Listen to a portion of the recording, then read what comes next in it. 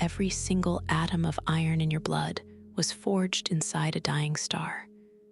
Not metaphorically, not poetically, literally, the hemoglobin coursing through your veins right now, carrying oxygen to your muscles and your brain, is built around iron atoms that were created in the final seconds of a star's life, blasted across space at 1/10 the speed of light, drifting for millions of years through the cold void between the stars, before eventually settling into a cloud of gas and dust that would one day collapse to form our sun, our planet, and you, the gold in your wedding ring, the platinum in your catalytic converter, the uranium decaying deep in the Earth's crust, generating the heat that drives plate tectonics and volcanic eruptions. Every last atom of every element heavier than iron that exists on this planet was manufactured in the most violent events the universe has ever known. And it gets stranger. Because while the lighter heavy elements, like iron and nickel, were cooked in the hearts of massive stars and scattered by their explosions, the heaviest elements, the gold, the platinum, the uranium, needed something even more extreme. They needed either the unimaginable fury of a supernova's neutron-drenched shockwave, or the collision of two dead stars slamming together at 1/3 the speed of light. Think about that for a moment. The iron in your blood, without which you would die in minutes, was once deep inside the core of a star, perhaps 20 times more massive than the sun, compressed to temperatures of several billion degrees, surrounded by shells of lighter elements, all desperately trying to hold the star up against the pull of gravity. And in the final second of that star's life, when the iron core could no longer sustain itself, everything collapsed. And in the rebound, in the catastrophic explosion that followed, that iron was hurled across light years of interstellar space at tens of thousands of kilometers per second for millions of years. It drifted through the cold emptiness between the stars, mixing with hydrogen and helium and the other scattered remains of earlier stellar deaths, until gravity gathered it together once more, folding it into a new generation of gas and dust that would form our solar system. That iron ended up in the molten core of our planet, in the mineral-rich rocks of Earth's crust, and eventually, through the astonishing chemistry of life, in the proteins that allow your blood to transport oxygen from your lungs to every cell in your body. You are alive right now because a star died billions of years ago.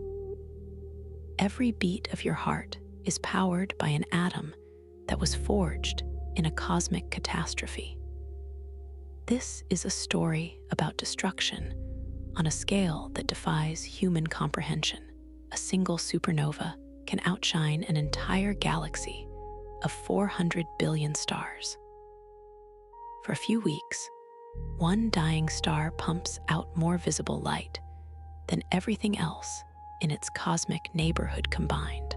The energy released in the core collapse alone, most of it carried away by ghostly particles called neutrinos, is roughly 3 × 10⁻46 joules. That is about 100 times more energy than our sun will radiate in its entire 10 billion year lifetime, released in a matter of seconds. The temperatures at the heart of the explosion soar past 100 billion degrees, hotter than anything in the universe since the first moments after the Big Bang itself. At these temperatures, matter behaves in ways that would be unrecognizable to us. Atoms are stripped apart. Protons and neutrons rearrange themselves frantically. New elements are assembled and destroyed in fractions of a second. And when the shockwave finally tears through the outer layers of the star and rips it apart, those freshly forged elements are flung across light years of space, seeding the cosmos with the raw ingredients for rocky planets, liquid water, and living things. But supernovae are not just about destruction. They are, in a very real sense, about creation. Without them, the universe would be an unbearably boring place, an endless expanse of hydrogen and helium clouds, with a sprinkling of lithium and not much else. No carbon for organic chemistry, no oxygen to breathe, no silicon for rocky planets, no iron for blood, no gold for the dreamers and the miners and the jewelers. Everything complex and interesting about the material universe traces its origin, directly or indirectly, to the deaths of stars. And so tonight, we are going to follow the entire story. From the moment a star is born to the instant it dies, from the quiet accumulation of elements in a stellar furnace to the catastrophic second when gravity wins and everything comes apart, we will meet the ancient astronomers who saw mysterious guest stars appear in the sky, and the modern physicists who detected ghostly neutrinos from an explosion in a neighboring galaxy. We will trace the theoretical prediction of neutron capture all the way to the moment in August of 2017, when gravitational waves and light from a neutron star collision confirmed where the universe's gold actually comes from. This is the story of supernovae, the most powerful explosions in the cosmos, and the reason you exist. Let us start at the very beginning, because to understand why stars explode, you first have to understand how they live. A star begins its life as a cloud.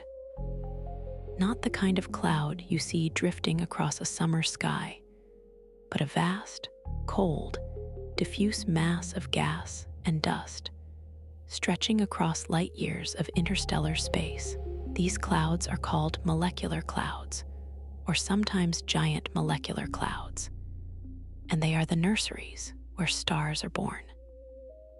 They consist overwhelmingly of hydrogen, the simplest and most abundant element in the universe, with some helium mixed in and trace amounts of heavier elements left over from previous generations of stars. The temperatures in these clouds hover around 10 to 20 degrees above absolute zero, roughly negative 440 degrees Fahrenheit, colder than anything you could create in even the most advanced laboratory on Earth. And yet, despite these frigid conditions, something remarkable is about to happen. Gravity, the weakest of the four fundamental forces, but the most relentless, begins to gather the gas together. Perhaps a nearby supernova sends a shockwave rippling through the cloud, compressing pockets of gas to higher densities. Perhaps the spiral arm of the galaxy sweeps through the region, creating density waves that squeeze the cloud. Perhaps the cloud simply becomes massive enough that certain regions cross a critical threshold. A concept first described by the British physicist James Jeans in the early 20th century, who calculated the minimum mass a gas cloud needs in order for gravity to overcome the outward pressure of its own thermal energy. Whatever the trigger, portions of the cloud begin to collapse under their own weight, fragmenting into smaller and smaller clumps as they fall inward. Each of these collapsing clumps is a protostar, a star in the process of being born. As the gas falls inward, it compresses. And as it compresses, it heats up, a consequence of the basic physics of gas behavior that has been understood since the 19th century. when Lord Kelvin and Hermann von Helmholtz first proposed that gravitational contraction could heat stellar interiors. The center of the collapsing cloud grows hotter and denser, eventually reaching temperatures of several million degrees. At this point, something extraordinary ignites. The hydrogen nuclei, which are simply individual protons, are moving so fast and are packed so tightly together that they overcome their natural electromagnetic repulsion. The fact that positive charges push each other apart and they fuse through a series of reactions known as the proton-proton chain. 4 hydrogen nuclei are combined to produce 1 helium nucleus, 2 positrons, 2 neutrinos, and a burst of gamma-ray photons. In the process, a tiny fraction of the combined mass of the 4 protons, about 0.7%, is converted directly into energy. Following the most famous equation in all of physics, Einstein's E equals mc squared, that 0.7% does not sound like much. But when you multiply it by the speed of light squared, the result is an enormous amount of energy per reaction. And when you consider that a star like our Sun converts roughly 600 million tons of hydrogen into helium every single second, you begin to appreciate the scale of the energy production that keeps a star shining. This is the moment a star is truly born. The energy released by hydrogen fusion generates an outward pressure, a combination of radiation pressure from photons and thermal pressure from the hot gas that pushes against the inward pull of gravity, and the two forces reach a delicate balance called hydrostatic equilibrium. The star stabilizes, and it will remain in this state, fusing hydrogen into helium in its core for as long as it has hydrogen fuel to burn.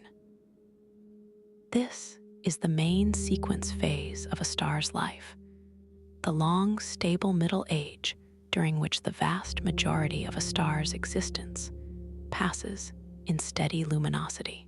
For a star like our Sun, this phase lasts roughly 10 billion years. The Sun is currently about 4.5 billion years into its main sequence lifetime, so it has roughly another 5 billion years of steady hydrogen burning ahead of it.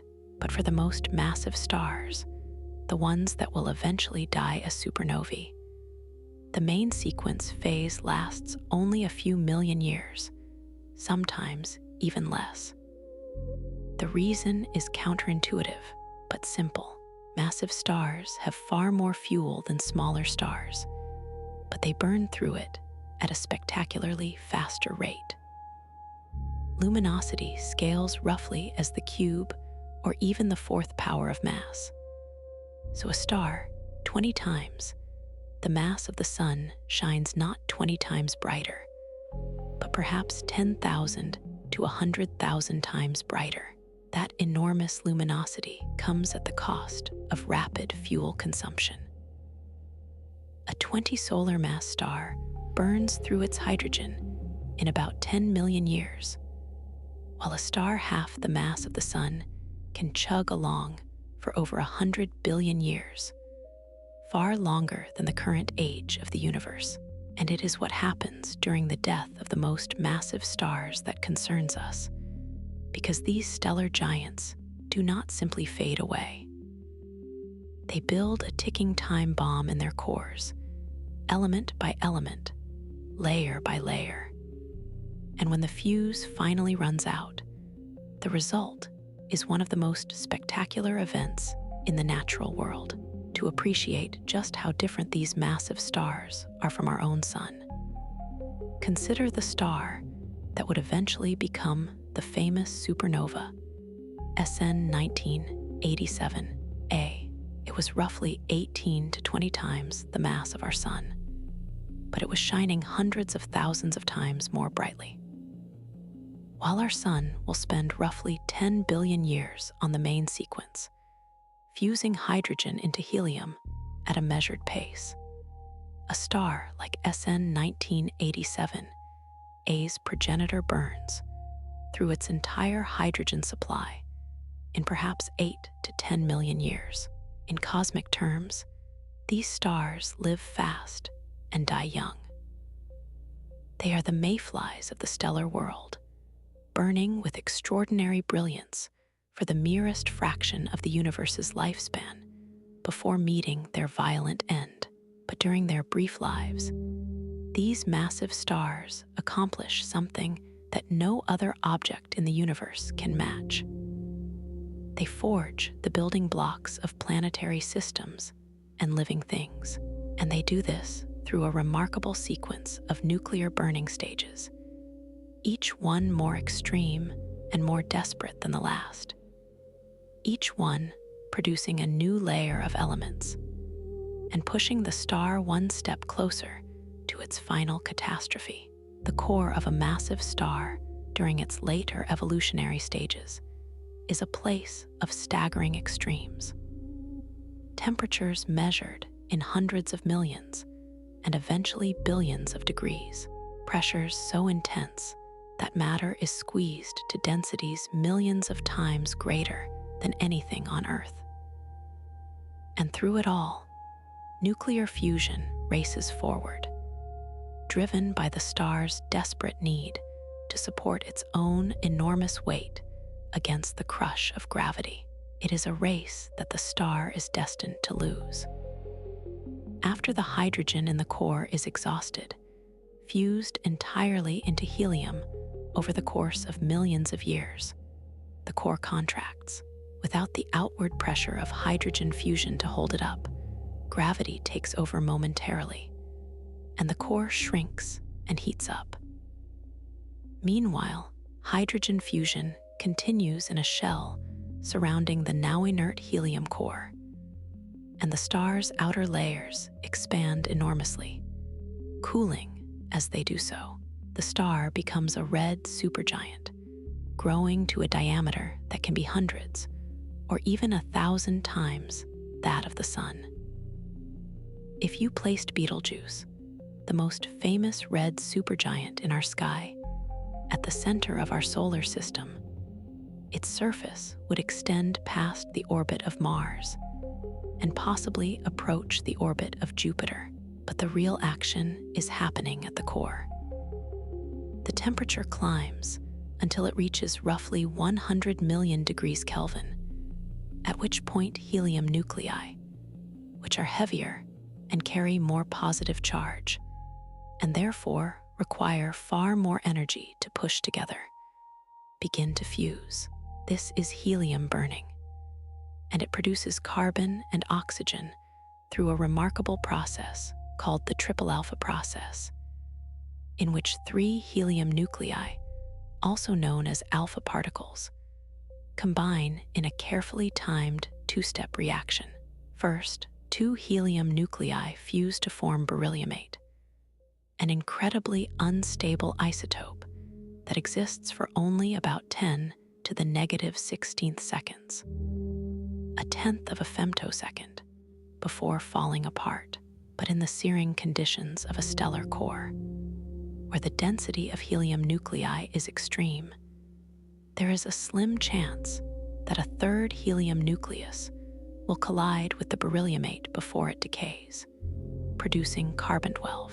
This reaction should be vanishingly unlikely, and it would be, except for a remarkable coincidence. Carbon-12 happens to have an excited nuclear energy state at almost exactly the right energy level to make this reaction resonate, dramatically increasing its probability. The great British astrophysicist Fred Hoyle actually predicted the existence of this specific energy state in the carbon-12 nucleus, based on the argument that carbon obviously exists in the universe in large quantities. So there must be some way to make it efficiently. When experimentalists at Caltech found that energy state in the laboratory in 1953. It was a striking confirmation of nucleosynthesis theory, and one of the most celebrated predictions in the history of astrophysics. Some of the carbon produced by the triple alpha process then captures an additional helium nucleus to form oxygen-16. The relative amounts of carbon and oxygen produced during helium burning depend sensitively on the reaction rates involved, and these rates have profound consequences for the later evolution of the star and for the composition of the supernova ejecta. The carbon-12 alpha reaction rate, in particular, is one of the most important and most difficult to measure quantities in all of nuclear astrophysics, because it determines the carbon-to-oxygen ratio in stellar cores, which in turn affects everything from the structure of white dwarfs to the nucleosynthesis that occurs during supernova explosions. Once helium is exhausted in the core, the pattern repeats. The core contracts, heats up, and the next fuel ignites. Each successive burning stage produces heavier elements, operates at higher temperatures, and lasts for a shorter time than the one before it. The acceleration is dramatic and relentless. Carbon burning ignites at approximately 600 million degrees Kelvin. Carbon nuclei smash together to produce neon-20, sodium-23, and magnesium-24, among other products. For a 25 solar mass star, carbon burning in the core lasts perhaps 600 years, a blink of an eye compared to the millions of years of hydrogen burning. After carbon comes neon burning at roughly 1.2 billion degrees. Interestingly, neon does not fuse directly with other neon nuclei in the traditional sense. Instead, the intense gamma radiation at these temperatures blasts neon nuclei apart in a process called photodisintegration, freeing alpha particles that are then captured by other neon nuclei to build up magnesium and oxygen. This phase lasts only about a year for a massive star. 1 year. The star has been alive for millions of years, and now its nuclear burning stages are measured in months. Then oxygen burns at about 2 billion degrees, which produces silicon, sulfur, phosphorus, and other intermediate mass elements.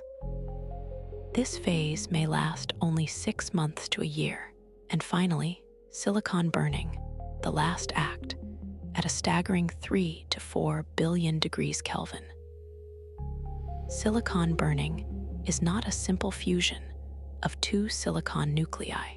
Instead, it proceeds through a complex web of reactions involving photodisintegration and alpha particle capture, in which silicon nuclei are partially disassembled by gamma rays and then reassembled into heavier nuclei step by step, climbing through sulfur, argon, calcium, titanium, chromium, and finally reaching the peak of the nuclear binding energy curve, iron and nickel. Specifically, the dominant product is nickel-56, which later decays through cobalt-56 into stable iron-56, with half-lives of 6 and 77 days, respectively. Silicon burning in the core lasts roughly 1 day. 1 single day. After millions of years of hydrogen burning, thousands of years of helium burning, centuries of carbon burning, and months of oxygen burning, the star exhausts its final nuclear fuel in a matter of hours. This final burning stage is so brief and so furious that the star's outer layers, the vast hydrogen-rich envelope that makes it appear as a red supergiant to distant observers, have no time to respond. They do not even know yet that the star is about to die. If you could somehow slice the star open at this moment and peer inside, you would see what astronomers call the onion shell structure. The outermost layers still consist of unburned hydrogen, essentially unchanged since the star first formed. Beneath that lies a shell of helium, then a shell rich in carbon and oxygen, then neon and magnesium, then oxygen and silicon, then silicon and sulfur, and at the very center, growing by the hour, an iron core roughly the size of the Earth, but containing about 1.4 solar masses of material. Each shell represents a different epoch of nuclear burning, layered concentrically like the skins of an onion, each one hotter and denser and more desperate than the one above it. But this onion harbors a fatal secret at its center, because iron is the end of the line. Iron sits at the peak of the nuclear binding energy curve, a fundamental property of nuclear physics that describes how tightly the protons and neutrons in a nucleus are bound together. Nuclei lighter than iron release energy when they fuse together. Nuclei heavier than iron release energy when they split apart, which is the basis of nuclear fission. But iron itself is the most tightly bound of all nuclei. Fusing iron into heavier elements does not release energy. It absorbs energy, an endothermic reaction. And breaking iron apart into lighter elements also absorbs energy. Iron is, in a nuclear sense, the ultimate ash. It is the dead end of stellar fusion, the element from which no further energy can be profitably extracted. And so, when the core of a massive star becomes predominantly iron, the star's energy source vanishes. The iron core cannot fuse to produce energy to resist gravity. It just sits there, growing heavier and heavier as the silicon-burning shell above continues to deposit more iron onto it, like a bomb being loaded with more and more explosives. The core is supported temporarily by the quantum mechanical pressure of its electrons, called electron degeneracy pressure, the same force that supports white dwarf stars, but unlike a white dwarf, which can be stable indefinitely at the Chandrasekhar limit. The iron core of a massive star is being continuously loaded with additional mass from the burning shells above it, and the electron degeneracy pressure has an upper limit. Eventually, the iron core reaches a critical mass, roughly 1.4 solar masses, the Chandrasekhar limit, named after the brilliant Indian-American astrophysicist Subrahmanyan Chandrasekhar, who calculated it as a young man of 19, while on a ship sailing from India to England in 1930. His work showed that there is a maximum mass that can be supported by electron degeneracy pressure, and above this mass, gravity wins. His work was initially dismissed by the great Arthur Eddington, who refused to accept the implications of Chandrasekhar's mathematics. But time has vindicated the young physicist completely. When the iron core exceeds this critical mass, catastrophe follows. What happens next takes less than a second, and it is one of the most dramatic events in all of nature. The iron core collapses, not gradually, not over the course of hours or days. It collapses at roughly a quarter of the speed of light. In approximately a tenth of a second, 100 milliseconds, a region roughly the diameter of the Earth, some 8,000 miles across, is crushed down to a ball roughly 20 miles in diameter. The density soars to nuclear levels, exceeding 100 trillion grams per cubic centimeter, roughly the same density as the interior of an atomic nucleus. If you could somehow scoop up a teaspoon of this material, it would weigh about 6 billion tons. Two processes accelerate this collapse into a runaway implosion. First, the extreme temperatures at the core center, which exceed 10 billion degrees, produce gamma-ray photons energetic enough to begin photodisintegrating the iron nuclei, literally tearing them apart into free helium nuclei, protons, and neutrons. Each iron nucleus that is disassembled absorbs about 8.8 million electron volts per nucleon of energy, robbing the core of thermal pressure support. The energy that generations of nuclear fusion worked so hard to invest in building iron nuclei is clawed back in an instant, undoing in milliseconds what took the star millions of years to achieve. This is a deeply ironic process.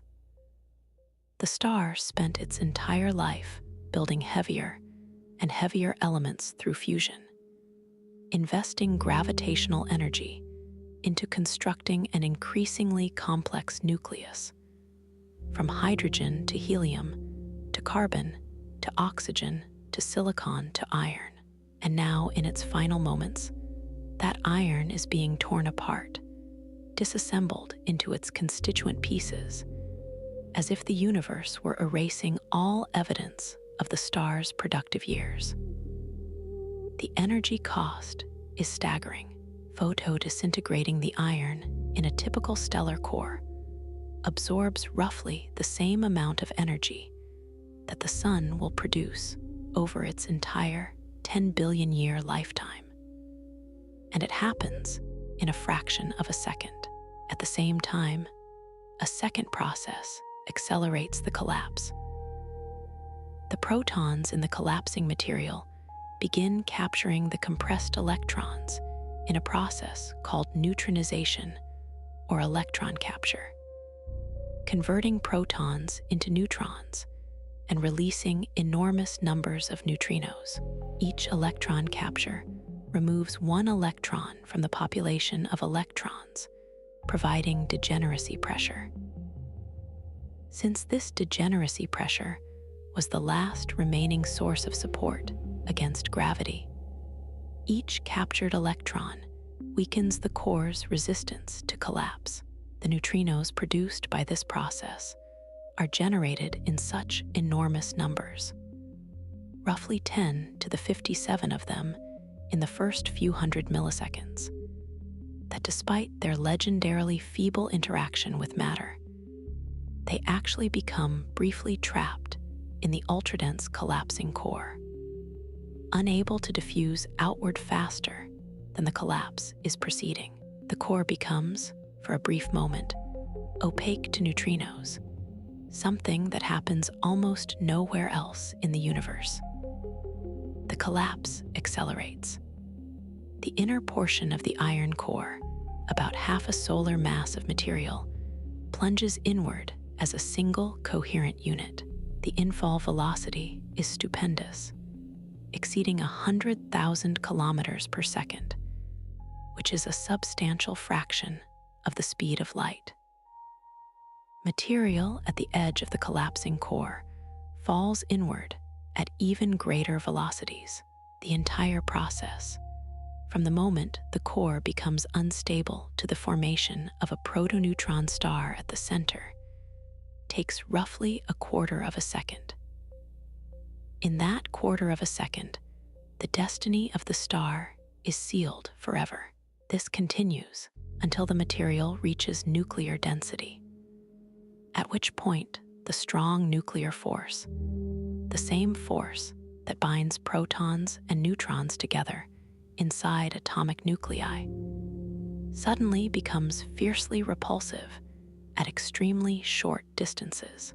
This incompressibility of nuclear matter halts the collapse of the inner core in a violent rebound, a bounce that creates a powerful shock wave, beginning to propagate outward through the still-infalling outer core. In that instant, a protoneutron star is born at the center, a seething, turbulent ball of neutrons roughly 20 kilometers in diameter, with a temperature of several hundred billion degrees Kelvin. It is the most extreme object in the observable universe at that moment, a newly born city-sized remnant of a star that once stretched across millions of miles. But the shock wave alone is not enough to blow the star apart. This is a crucial point that took decades for astrophysicists to fully appreciate. As the bounce shock pushes outward through the dense, still-infalling material, it loses energy at a staggering rate.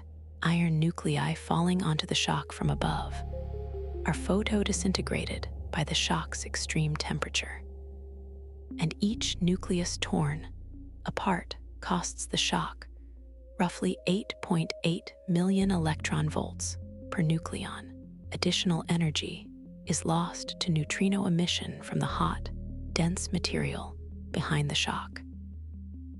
Within about 10 milliseconds of the bounce, the shock stalls, stopping at a radius of about 100 to 200 kilometers from the center.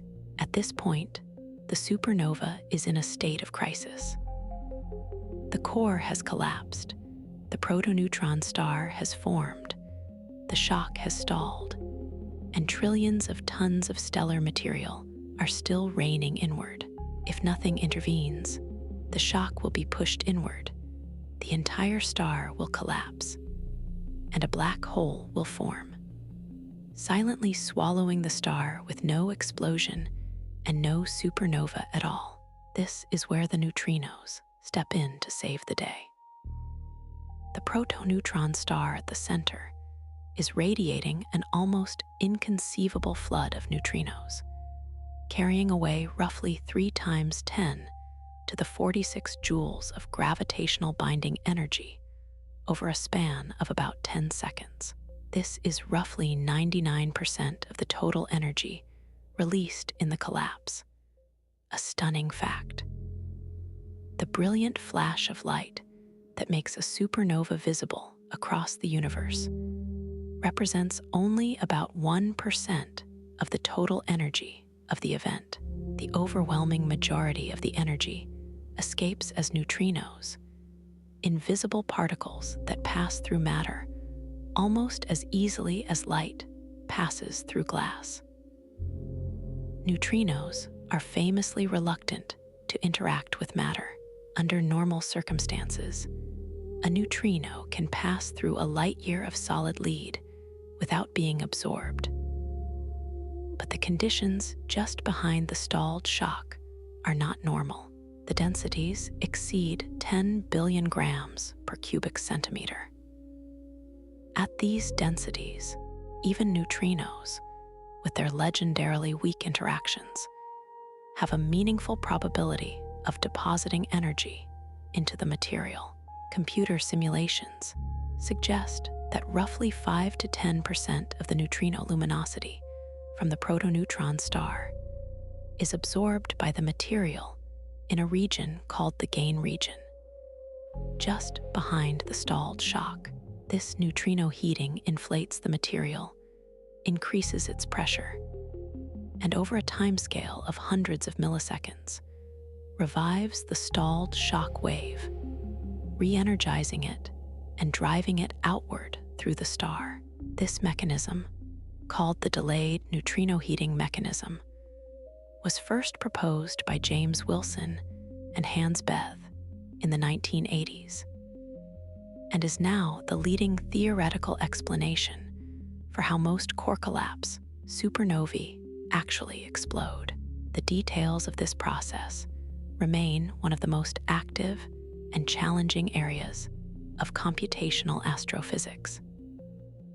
State-of-the-art three-dimensional simulations running on the world's most powerful supercomputers, consuming millions of computing hours, are still working to fully reproduce the explosion from first principles. The problem is fiendishly complex, requiring the simultaneous solution of equations governing general relativity, nuclear physics, neutrino transport in six-dimensional phase space, magnetohydrodynamics, and turbulent convection, all interacting in a system far too dense and hot to be replicated in any laboratory. These simulations have made enormous progress in recent years, with several groups independently producing successful explosions in 3 dimensions. But the quantitative details, exactly how much energy goes into the explosion, how much nickel is produced, what the final neutron star mass and kick velocity are, still depend on computational parameters and microphysics that are not fully constrained by observations. Once the shock is revived, it tears through the outer layers of the star at speeds of 10,000 to 30,000 kilometers per second, faster than anything you have ever seen or imagined, faster than anything on Earth could move. As it passes through each layer of the onion structure, it compresses and heats the material, triggering a new round of explosive nucleosynthesis that happens in a matter of seconds. The silicon layer is burned into iron group elements, mainly nickel-56, the radioactive isotope whose subsequent decay to cobalt-56, and then to stable iron-56 will power the supernova's visible light for months. The oxygen layer is partially burned into silicon and sulfur. Carbon is burned into oxygen and neon. The lighter layers, hydrogen and helium, are simply swept outward by the blast. It is worth pausing here to appreciate just how much nucleosynthesis is accomplished in these few catastrophic seconds. During the star's entire lifetime of millions of years, it gradually built up elements through a sequence of progressively faster burning stages. But in the explosive passage of the supernova shockwave, comparable quantities of new elements are created in moments. The explosive burning of silicon into nickel-56 alone can produce a substantial fraction of a solar mass of new iron group material. The shock also creates trace amounts of many heavier elements through various neutron capture and proton capture reactions. The R process, as we will discuss in detail shortly, may also occur in certain regions of the explosion, building up the very heaviest elements in the periodic table in a matter of seconds. In total, a typical core collapse supernova ejects several solar masses of material into space, enriched with a complex mix of elements from hydrogen all the way up to the iron group and beyond. The composition of these ejecta has been studied in detail through observations of supernova remnants and through the analysis of isotopic abundances in primitive meteorites that preserved the chemical fingerprint of the presolar nebula. The agreement between theoretical predictions and observations is remarkably good, providing strong support for our understanding of the nucleosynthesis that occurs during stellar evolution and supernova explosions. The expanding debris carries with it the energy and momentum of the explosion, sweeping up interstellar gas and compressing it into dense shells that can persist for thousands of years. These expanding remnants serve as the primary mechanism by which the products of stellar nucleosynthesis are distributed throughout the galaxy, mixing newly forged elements into the interstellar medium, where they can be incorporated into the next generation of stars and planets. In this sense, supernovae are the engines of galactic chemical evolution, the agents that transform the simple hydrogen and helium of the Big Bang into the rich periodic table of elements that makes complex chemistry, geology, and biology possible. Hours after the core collapses, the shock wave finally reaches the surface of the star, and the explosion becomes visible to the outside universe. The star brightens enormously as the expanding fireball radiates away the thermal energy deposited by the shock. Over the following days and weeks, the expanding debris cloud glows with the combined light of thermal emission and the radioactive decay of nickel-56. The peak brightness of a typical core collapse supernova is roughly 1 billion to 10 billion times the luminosity of the Sun, enough to outshine the combined light of all other stars in a modestly sized galaxy. And in the center, where the core once was, sits either a neutron star, an object so dense that a teaspoon of it would weigh 1 billion tons, or if the original star was massive enough, a black hole, a region of spacetime so warped that not even light can escape. These are the permanent scars that supernovae leave on the fabric of the cosmos. Not all supernovae are created equal, and understanding the different types has been a central preoccupation of astronomers for the better part of a century.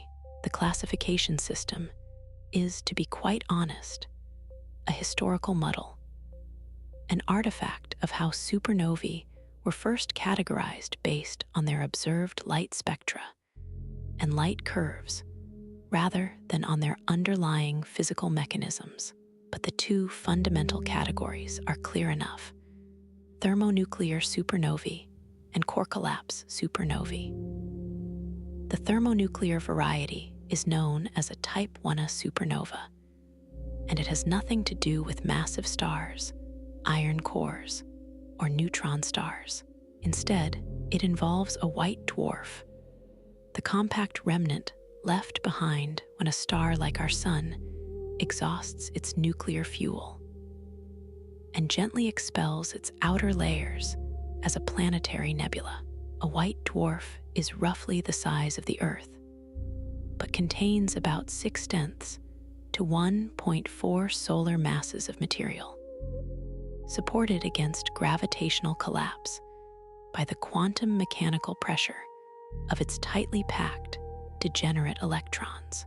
A white dwarf is mostly composed of carbon and oxygen, the ash of the helium-burning phase that preceded the star's death. Under normal circumstances, it will simply cool and fade over billions of years, gradually becoming a black dwarf, a cold, dark cinder floating in space. But if a white dwarf exists in a binary system, orbiting a companion star, its fate can be far more dramatic. If the companion is a normal star, a red giant, or even another white dwarf, the white dwarf's gravity can pull material from the companion onto its own surface, a process called accretion. As the white dwarf gains mass, the pressure and temperature in its interior rise. Carbon and oxygen nuclei are squeezed together more and more tightly. If the white dwarf approaches the Chandrasekhar limit of roughly 1.4 solar masses, conditions become extreme enough to ignite a thermonuclear runaway. Carbon fusion ignites somewhere inside the white dwarf, probably slightly off-center, and a nuclear burning front races through the entire star in a matter of seconds. The white dwarf is completely destroyed, leaving no remnant behind, no neutron star, no black hole. Nothing but an expanding cloud of radioactive debris enriched in iron group elements, particularly nickel-56, silicon, sulfur, and calcium. The alternative pathway to a Type Ia supernova involves the merger of two white dwarfs, which slowly spiral together over millions or billions of years as they lose energy by emitting gravitational waves. When they finally collide and merge, their combined mass exceeds the Chandrasekhar limit, triggering the same devastating thermonuclear explosion. Which of these two channels is the dominant mechanism remains one of the significant open questions in supernova physics. And the answer may well be that both contribute in significant numbers. Type Ia supernovae are enormously important to cosmology because they are remarkably uniform in their peak luminosity, because the explosion is triggered when the white dwarf reaches approximately the same critical mass every time, and because the thermonuclear physics of carbon-oxygen detonation produces roughly similar amounts of nickel-56. The resulting explosions have very similar intrinsic brightnesses. This makes them superb standard candles, objects whose intrinsic luminosity is known, so that their observed brightness can be used to determine their distance. The principle is the same one you use instinctively when you see car headlights at night. If you know how bright the headlights actually are, you can estimate how far away the car is based on how dim they appear to you. Astronomers do the same thing with Type Ia supernovae, except the headlights are thermonuclear explosions, and the distances are measured in billions of light years. In practice, the brightness of Type Ia supernovae is not perfectly identical from one event to the next. There is a range of luminosities, with brighter events tending to fade more slowly and dimmer events fading more quickly. But in 1993, the astronomer Mark Phillips discovered a tight correlation between a Type Ia supernova's peak brightness and its rate of decline, now called the Phillips relation, which allows astronomers to calibrate each supernova individually and determine its true intrinsic brightness with remarkable precision.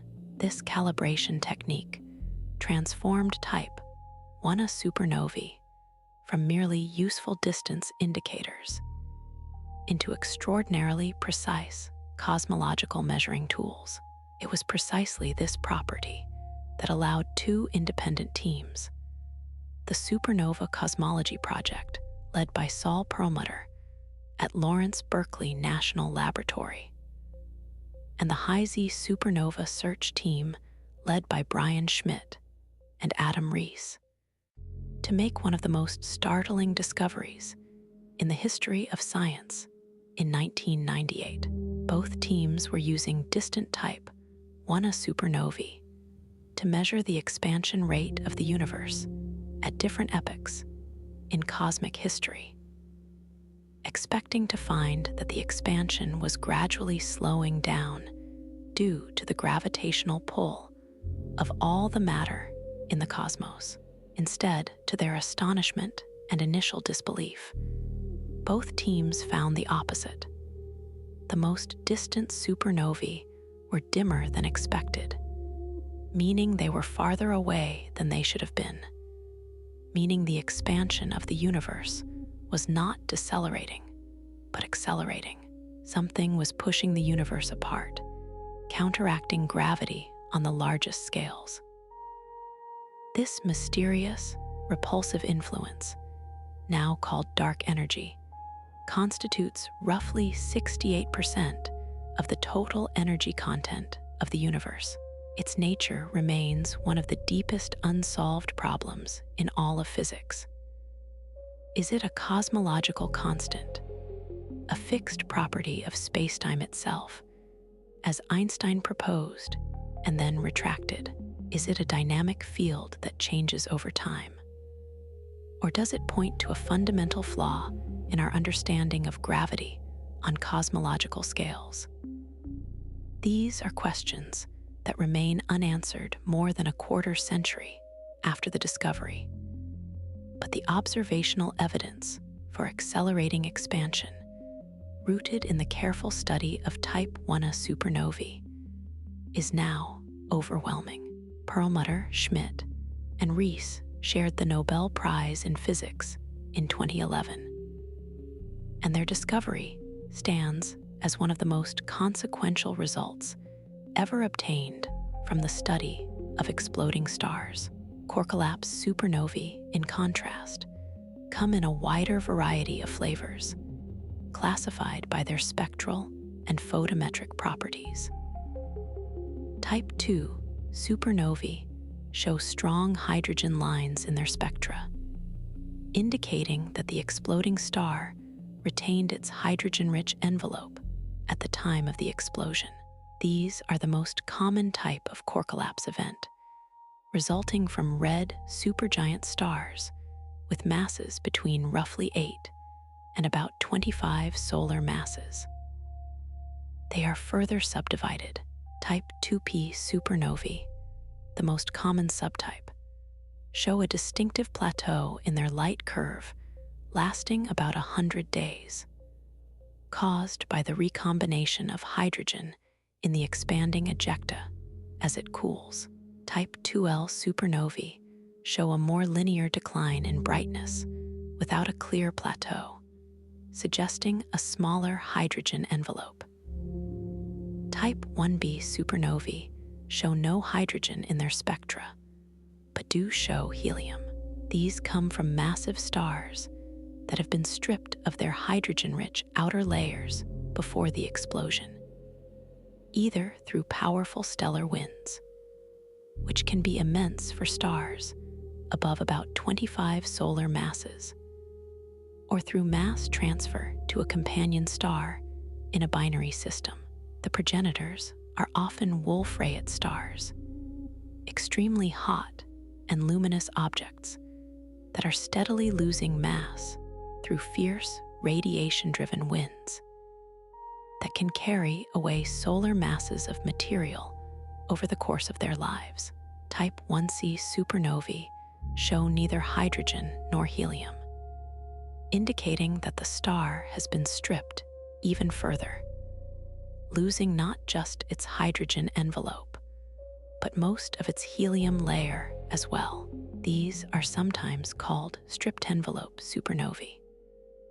A small fraction of Type 1c events are associated with long-duration gamma-ray bursts, among the most energetic explosions in the universe, where the collapsing core appears to launch powerful relativistic jets that punch through the star along its rotation axis, producing focused beams of gamma radiation detectable across cosmological distances.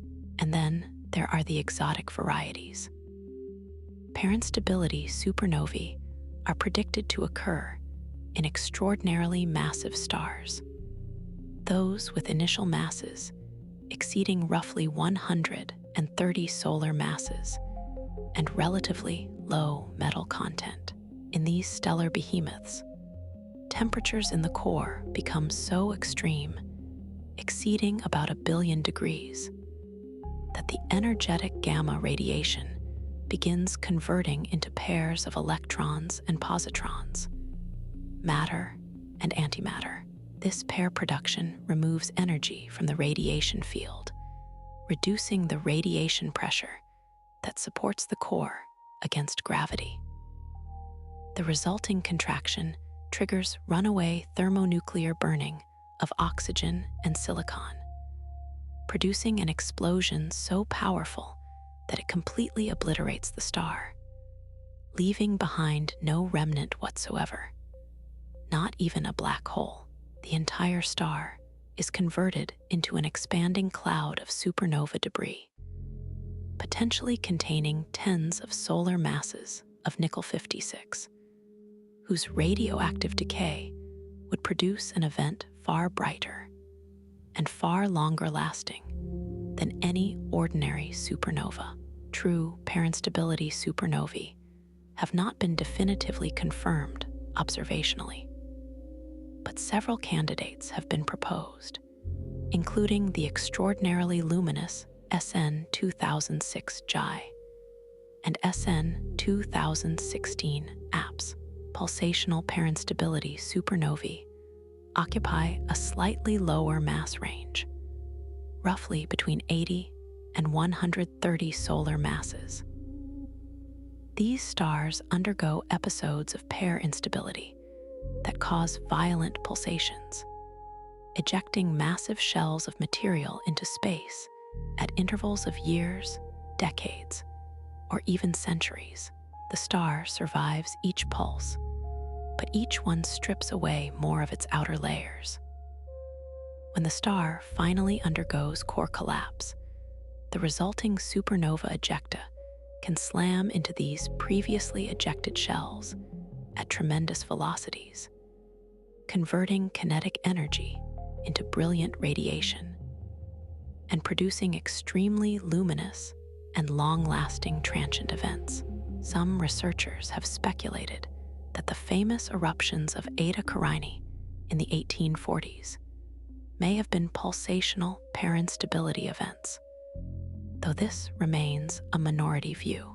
The historical record of supernovae reaches back much further than most people realize, deep into the records of ancient civilizations that looked at the sky with far more attention than most of us muster today. The earliest confidently identified historical supernova associated with a known remnant appeared in the year 1006.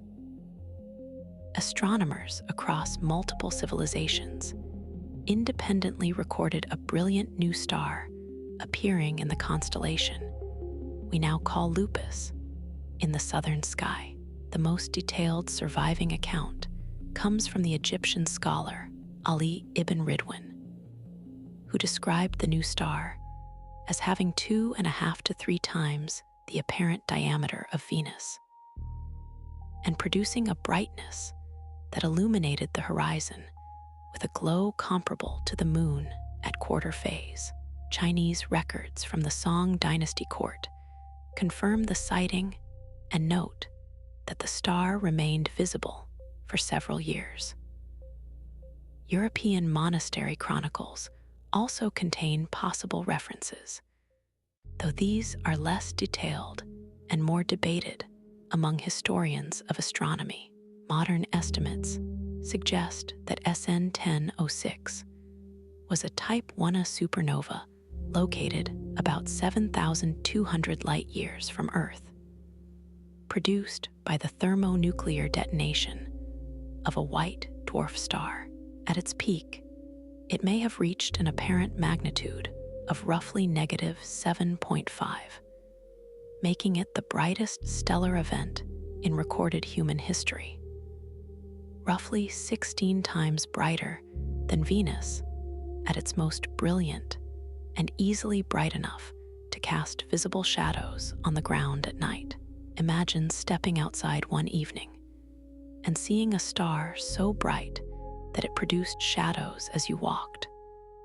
A star that had not existed a week earlier, and that burned with a fierce, steady light, unlike anything in ordinary experience.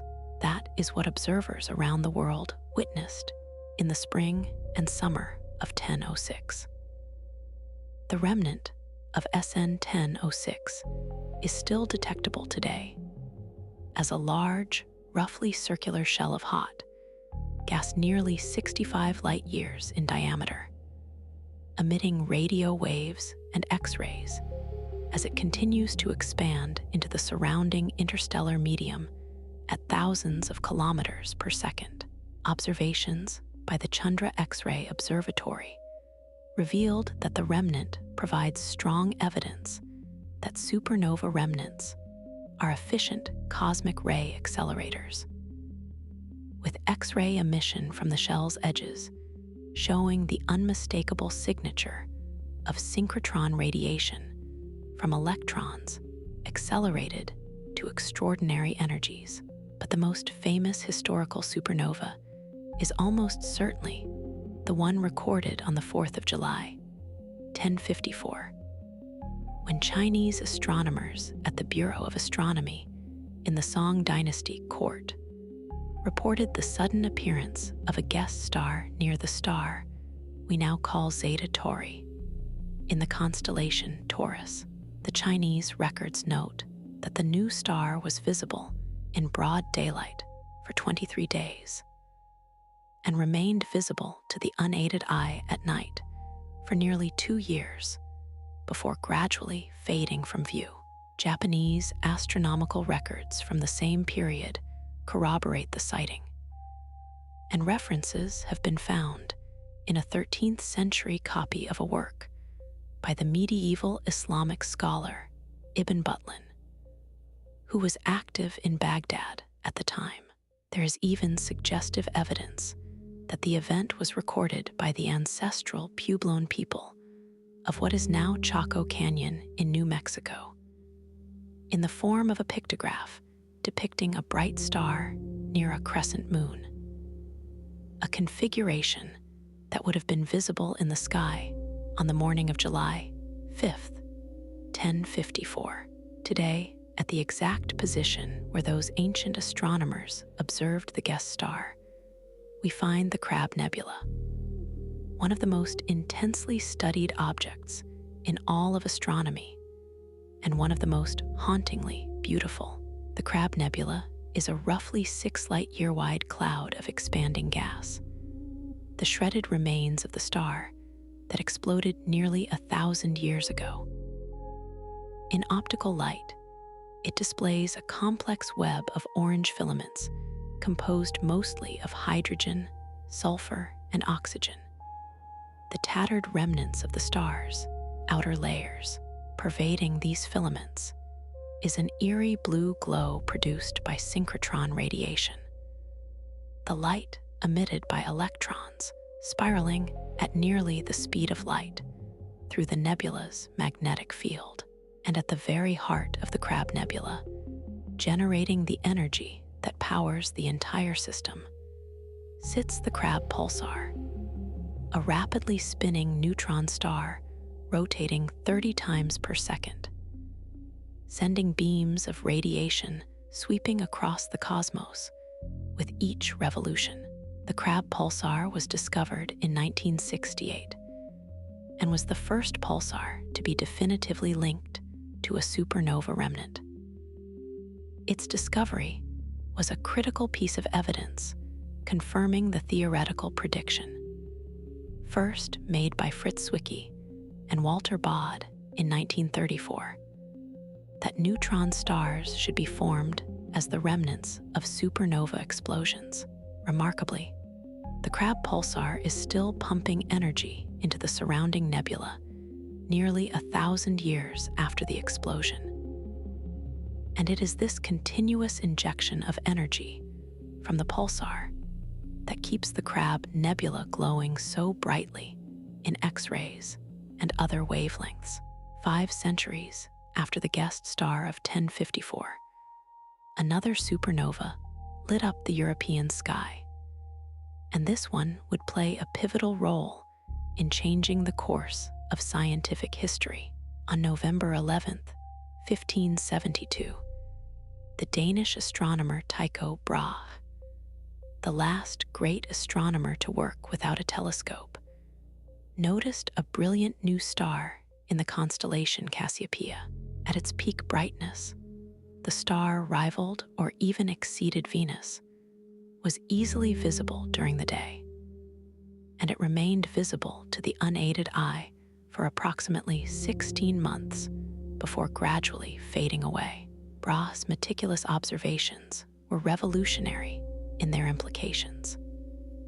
By carefully measuring the position of the new star against the background of fixed stars over many months, and finding no detectable parallax, no shift in position caused by the Earth's orbital motion, he demonstrated conclusively that the new star was located far beyond the moon, in the supposedly unchanging realm of the fixed stars. This was a direct and devastating challenge to the Aristotelian worldview that had dominated European cosmology for nearly 2,000 years. The dogma that the celestial realm was perfect, immutable, and incorruptible. Brahe published his findings in 1573 in a landmark work titled De Nova Stella, on the new star, and the term nova entered the astronomical vocabulary, later evolving into supernova when Walter Baade and Fritz Zwicky recognized in the 1930s that these events were vastly more luminous and energetic than ordinary novae. We now know from X-ray spectroscopy and from the analysis of light echoes, reflections of the original explosions, light bouncing off interstellar dust, that Tycho's supernova was a Type 1a event, the thermonuclear destruction of a white dwarf. Just 32 years later, in 1604, another supernova appeared, observed by Brahe's former assistant Johannes Kepler in the constellation Ophiuchus. Kepler studied the new star intensely over the following months, publishing a detailed account in his 1606 work, De Stella Nova. Like Tycho's supernova, Kepler's star was also likely a Type 1a event, though its classification has been more debated. Its remnant has been studied extensively by modern X-ray, radio, and infrared telescopes, revealing a complex asymmetric structure that suggests the explosion may have occurred in an environment shaped by the white dwarf's pre-explosion mass loss, or by interaction with a companion star. Kepler's supernova holds a melancholy distinction. It was the last supernova observed in our own Milky Way galaxy with the naked eye, and more than 4 centuries have now passed without a repeat. We are, statistically speaking, overdue. Supernovae are estimated to occur in our galaxy roughly 1 to 3 times per century, but the last several centuries have been unusually quiet from our vantage point.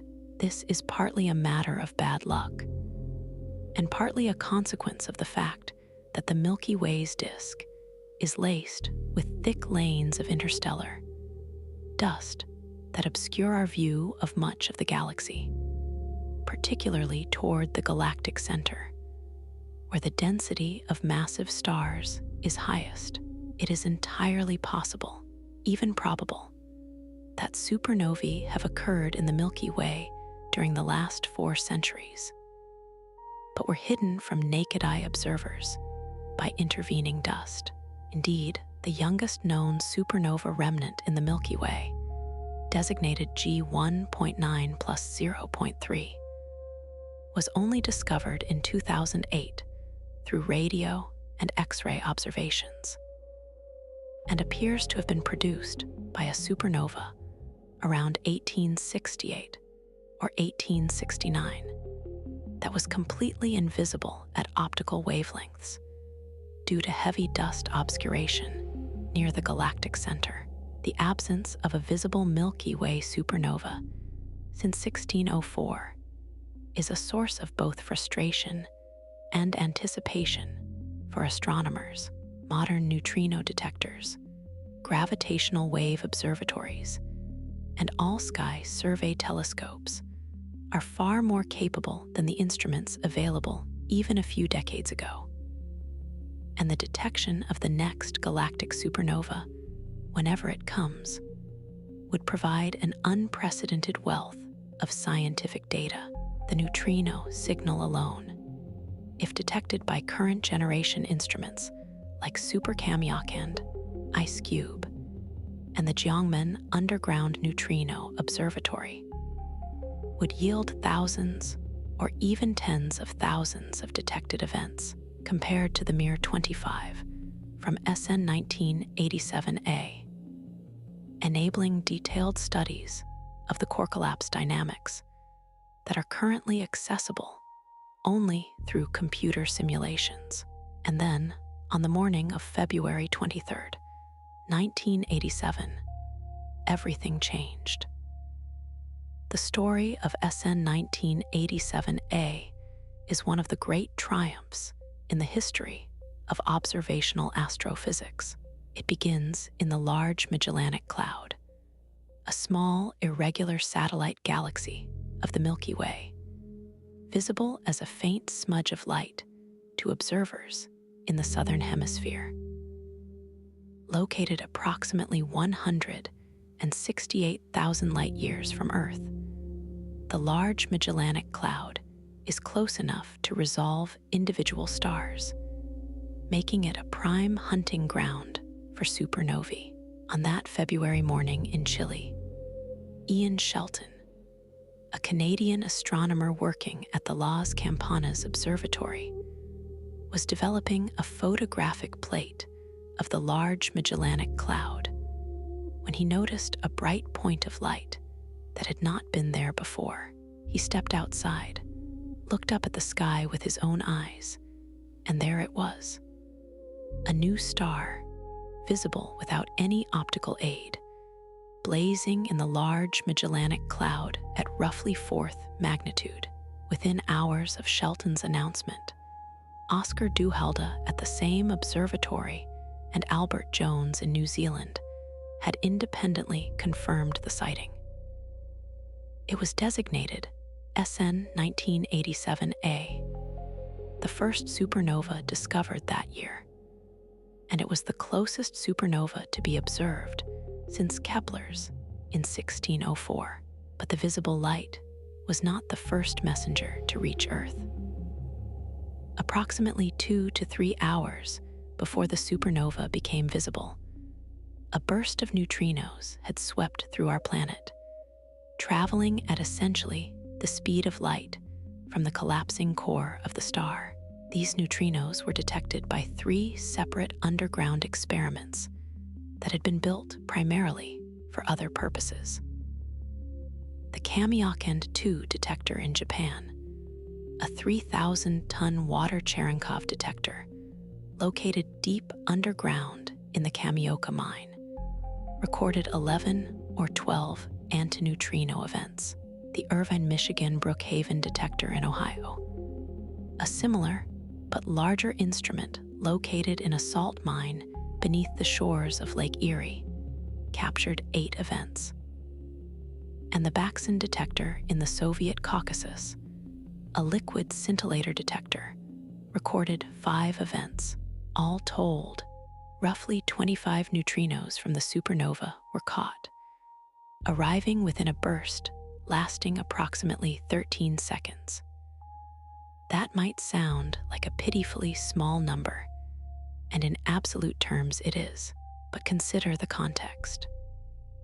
Neutrinos interact so weakly with matter that the overwhelming majority of the approximately 10 to the 58th neutrinos released by the supernova passed completely through the Earth without interacting with a single atom of any kind.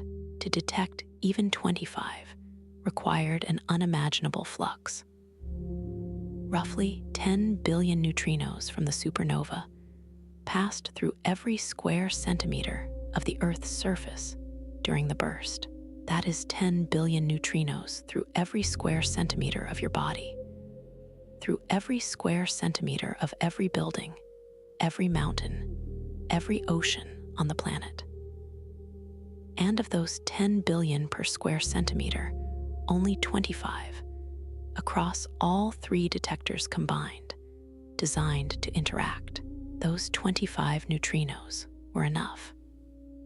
They confirmed the fundamental theoretical framework of core-collapse supernovae that had been painstakingly developed over the preceding half-century.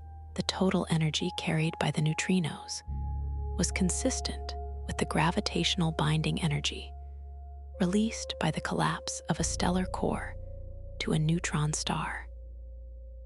The duration of the burst matched predictions for the cooling timescale of a newly formed protoneutron star, the arrival of the neutrinos hours before the visible light, confirmed the basic picture in which the neutrinos are released essentially instantaneously during the core collapse, while the optical signal is delayed by the hours required for the shock wave to traverse the entire star. Masatoshi Kashiba, the leader of the Kamiokande experiment, was awarded the Nobel Prize in Physics in 2002, in significant part for this pioneering neutrino detection. It was a fitting recognition, in a very real sense.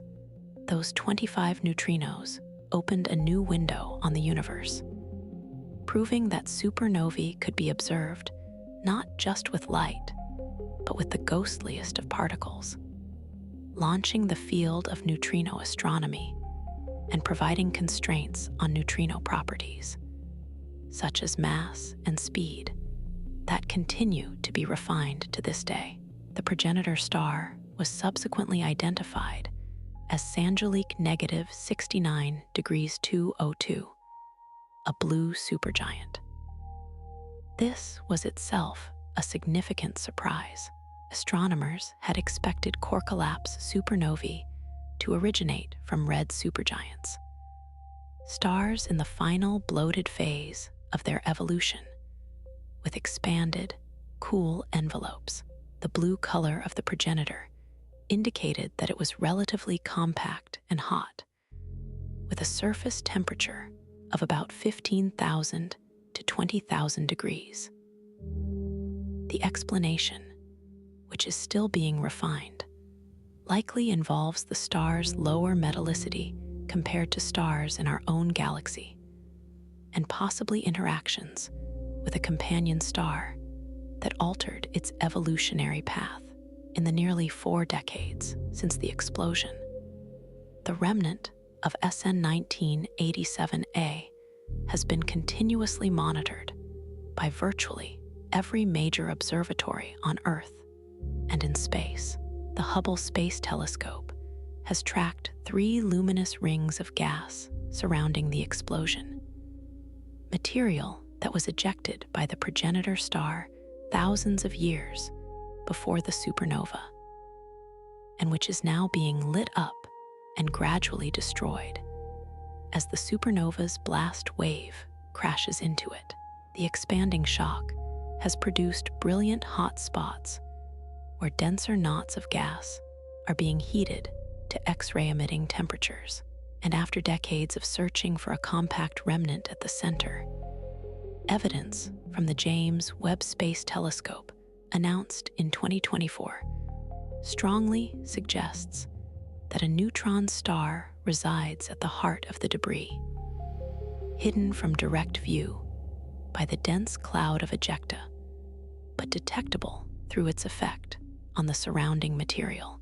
Of all the remarkable things that supernovae accomplish, perhaps the most profound is their role as the universe's primary element factories for mid-weight elements, and as one of the key contributors to the heaviest elements on the periodic table.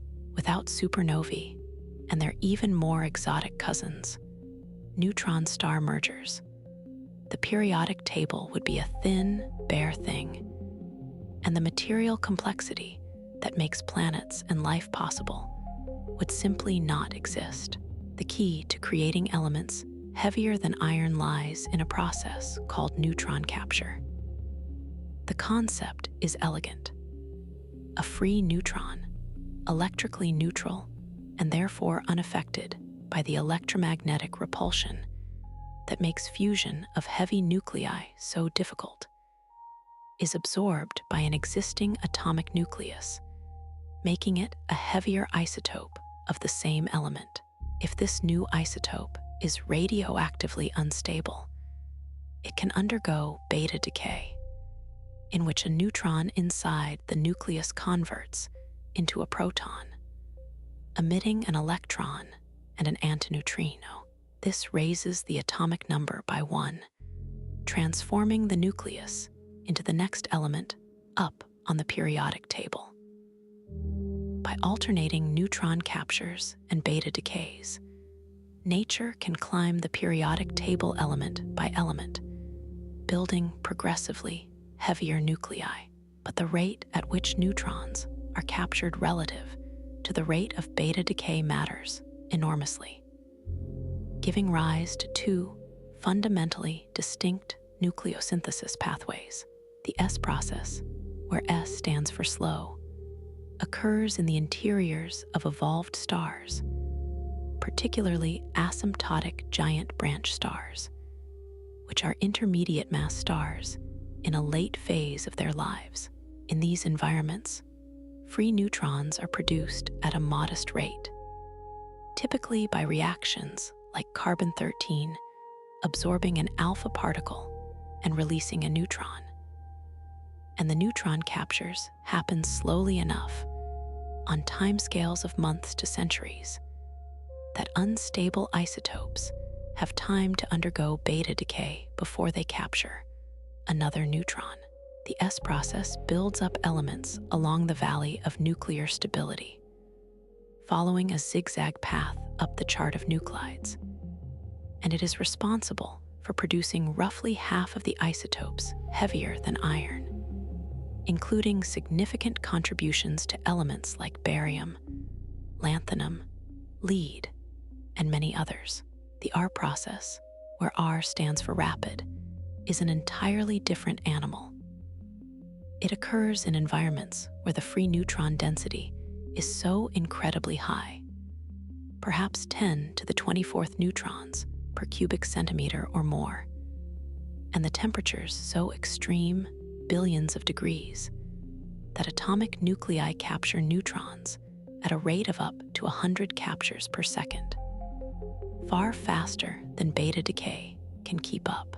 This drives the nuclei far from the valley of stability, out to the neutron drip line, the absolute boundary where a nucleus has absorbed so many neutrons that it simply cannot hold anymore.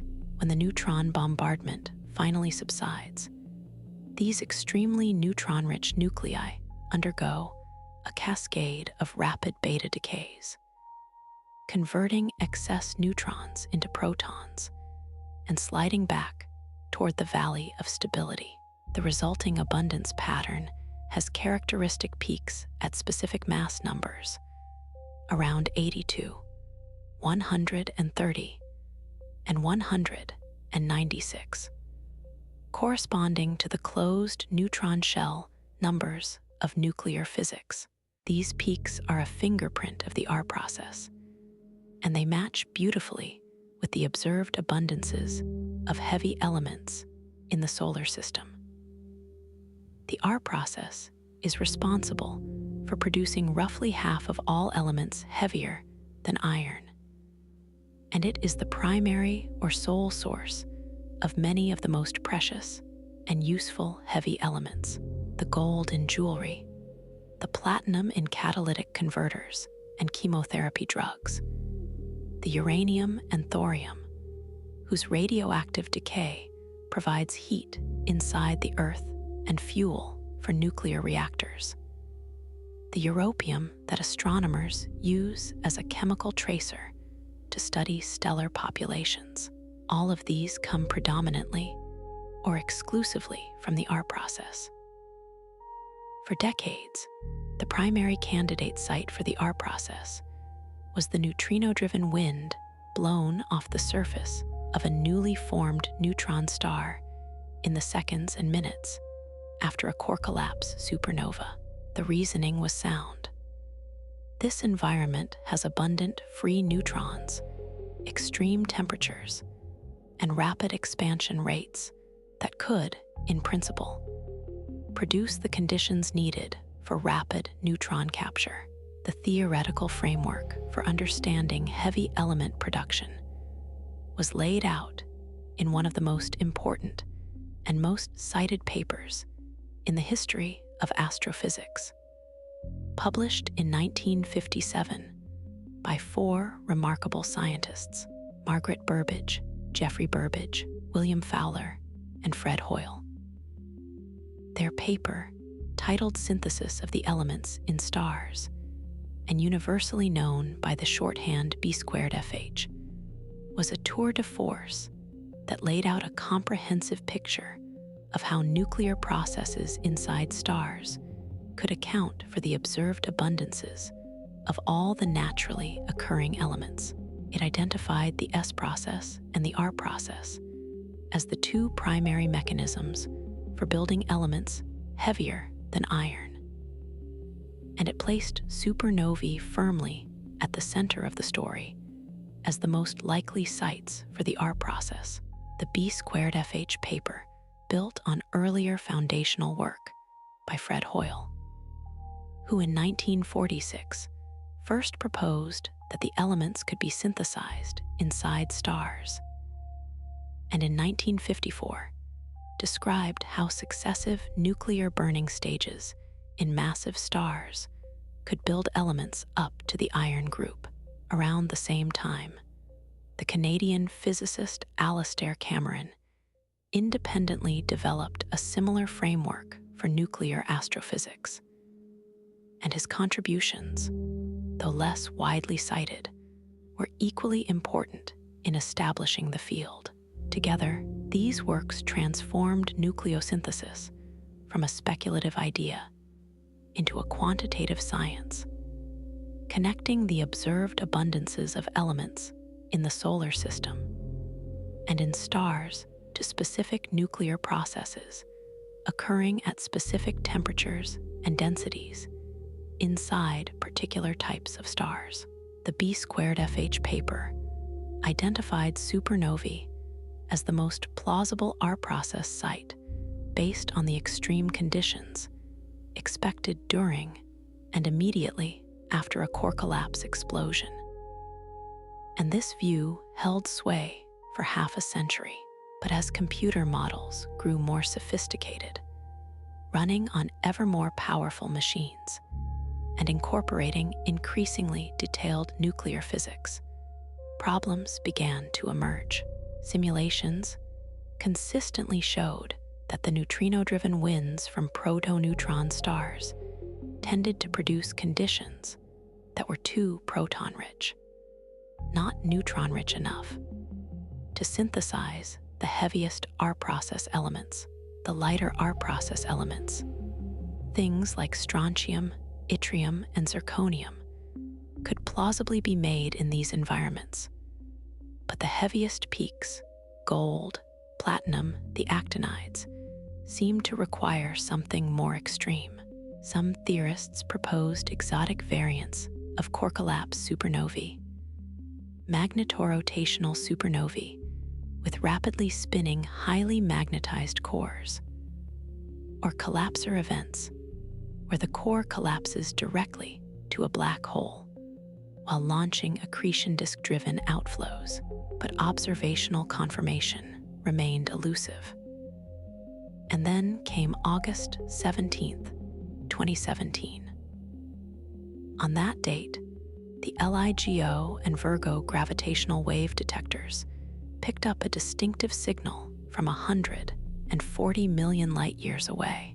The gravitational wave signature of two neutron stars spiraling together in the galaxy NGC 4993.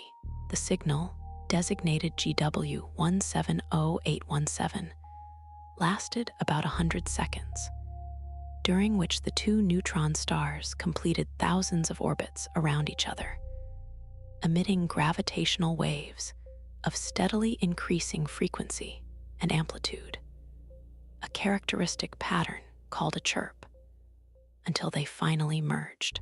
To appreciate the significance of this moment, you have to understand what a neutron star merger actually involves. Two objects, each containing more mass than the Sun compressed into a sphere roughly the size of Manhattan, orbiting each other at an appreciable fraction of the speed of light, separated by distances of only a few tens of kilometers, with each orbit completed in mere milliseconds near the end. The tidal forces are so intense that the neutron stars begin to deform, stretching and distorting each other's shapes, peeling off streams of ultra-dense, neutron-rich material before they finally slam together. The temperatures at the collision interface reach hundreds of billions of degrees. The densities exceed anything found inside even the most massive neutron stars. And in this furnace of unimaginable extremes, nuclear physics operates in overdrive, assembling heavy elements at a rate that would be impossible anywhere else in the universe. Just 1.7 seconds after the gravitational wave signal ceased, the Fermi Gamma Ray Space Telescope detected a brief pulse of gamma rays from the same region of sky, designated GRB 1708117A. This near-simultaneous detection confirmed a theoretical prediction that had been debated for decades: that the merger of binary neutron stars is the mechanism behind short gamma ray bursts. Intense flashes of high-energy radiation lasting less than 2 seconds that had been detected by gamma ray satellites since the 1960s, but whose origin had remained controversial. The 1.7-second delay between the gravitational wave signal and the gamma ray burst also provided a stunning test of fundamental physics, constraining the speed of gravitational waves to be equal to the speed of light to within about 1 part in 10 to the 15th. One of the most precise measurements in the history of physics, but the most consequential observations came over the following days and weeks, as more than 70 observatories on every continent and in space trained their instruments on the site of the merger. What followed was the most comprehensively observed astronomical event in human history, with observations spanning 9 orders of magnitude in electromagnetic frequency, from radio waves to gamma rays. What they saw was a kilonova, a distinctive, rapidly evolving optical and infrared transient powered by the radioactive decay of heavy R-process elements freshly synthesized in the neutron-rich ejecta of the merger. The observations matched theoretical predictions with remarkable fidelity. The initial blue-colored emission, peaking within the first day, was attributed to lighter R-process elements ejected from the polar regions of the merger. The subsequent red and infrared emission, lasting for over a week, was the signature of heavier R-process elements, including lanthanides and actinides, ejected in the equatorial plane, whose high opacities trapped radiation and re-emitted it at longer wavelengths. The data implied that the merger produced approximately 16,000 Earth masses of heavy elements, including an estimated 10 Earth masses of gold and platinum combined. In 2019, a European team reanalyzing spectra from the Very Large Telescope's X-Shooter instrument announced the identification of strontium in the kilonova ejecta, the first specific R-process element ever pinpointed in a neutron star merger event, with an estimated 5 Earth masses of strontium produced. GW 170817 was a watershed moment. It confirmed neutron star mergers as a viable, and likely dominant, site of heavy R-process nucleosynthesis. It launched multi-messenger astronomy into the mainstream, and it provided a definitive answer to a question that had been debated for 60 years. Where does the gold come from? The answer is the collision of dead stars. The debate, however, is not entirely over. Some of the oldest, most metal-poor stars in the Milky Way's halo show R-process enrichment patterns that are difficult to explain with neutron-star mergers alone. Because the merger timescale, the time it takes for two neutron stars to form from supernova explosions and then spiral together, may be too long to account for the R-process elements found in stars that formed when the universe was very young. An additional R-process channel, possibly magnetorotational supernovae or collapsar events, may be needed to explain the earliest heavy element enrichment in the cosmos. This remains one of the most exciting open questions in nuclear astrophysics. When a supernova explosion is over, it leaves behind two things: an expanding cloud of enriched debris, and if the progenitor was a core collapse supernova, a compact remnant at the center. The expanding debris becomes a supernova remnant, a vast structure of shocked gas and swept-up interstellar material that can persist and remain visible for tens of thousands of years, slowly expanding and cooling, and eventually merging with the general interstellar medium. Supernova remnants are among the most visually spectacular objects in the sky, painted in vivid colors by the emission of different elements at different temperatures: the red of hydrogen alpha emission, the green of doubly ionized oxygen, the blue of synchrotron radiation from electrons spiraling in magnetic fields at nearly the speed of light. Supernova remnants come in several morphological types, each reflecting different aspects of the explosion and its interaction with the surrounding environment. Shell-type remnants, like the famous Cassiopeia A and the Cygnus loop, show a roughly spherical expanding shell of bright emission, where the supernova blast wave is plowing into the interstellar medium, heating and compressing the gas to millions of degrees. Cassiopeia A, the remnant of a supernova that exploded around 1680 in our galaxy, is one of the youngest known remnants and one of the strongest radio sources in the sky. Its ejecta are still glowing brightly in X-rays, and detailed spectroscopic observations have allowed astronomers to map the distribution of different elements: oxygen, silicon, sulfur, argon, calcium, iron, throughout the expanding debris, providing a three-dimensional autopsy of the explosion. Filled or plurionic remnants, like the Crab Nebula, are dominated not by the expanding shell, but by synchrotron radiation from a central pulsar wind nebula, a bubble of relativistic particles and magnetic fields inflated by the energetic wind from the central pulsar. Composite remnants show both a shell and a central plurion.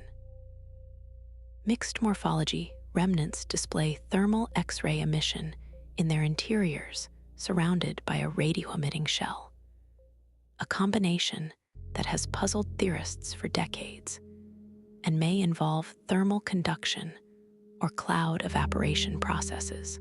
Beyond their beauty and their role as cosmic laboratories, supernova remnants play several vital roles in the ecology of galaxies.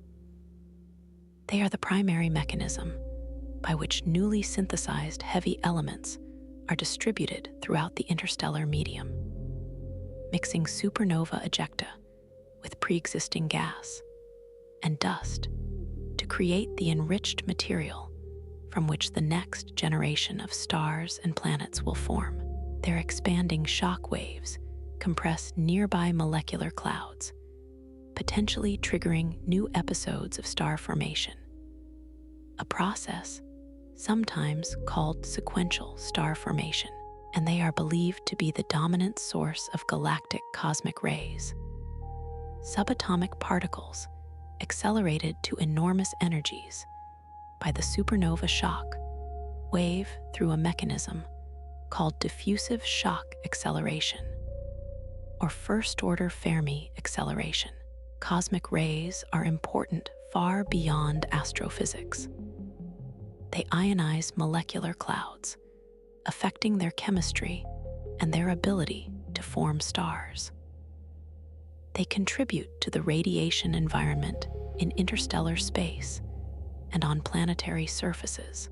And on Earth, they produce cascades of secondary particles in the atmosphere that are detectable by ground-based instruments, and that contribute a small but measurable dose of background radiation to all living things.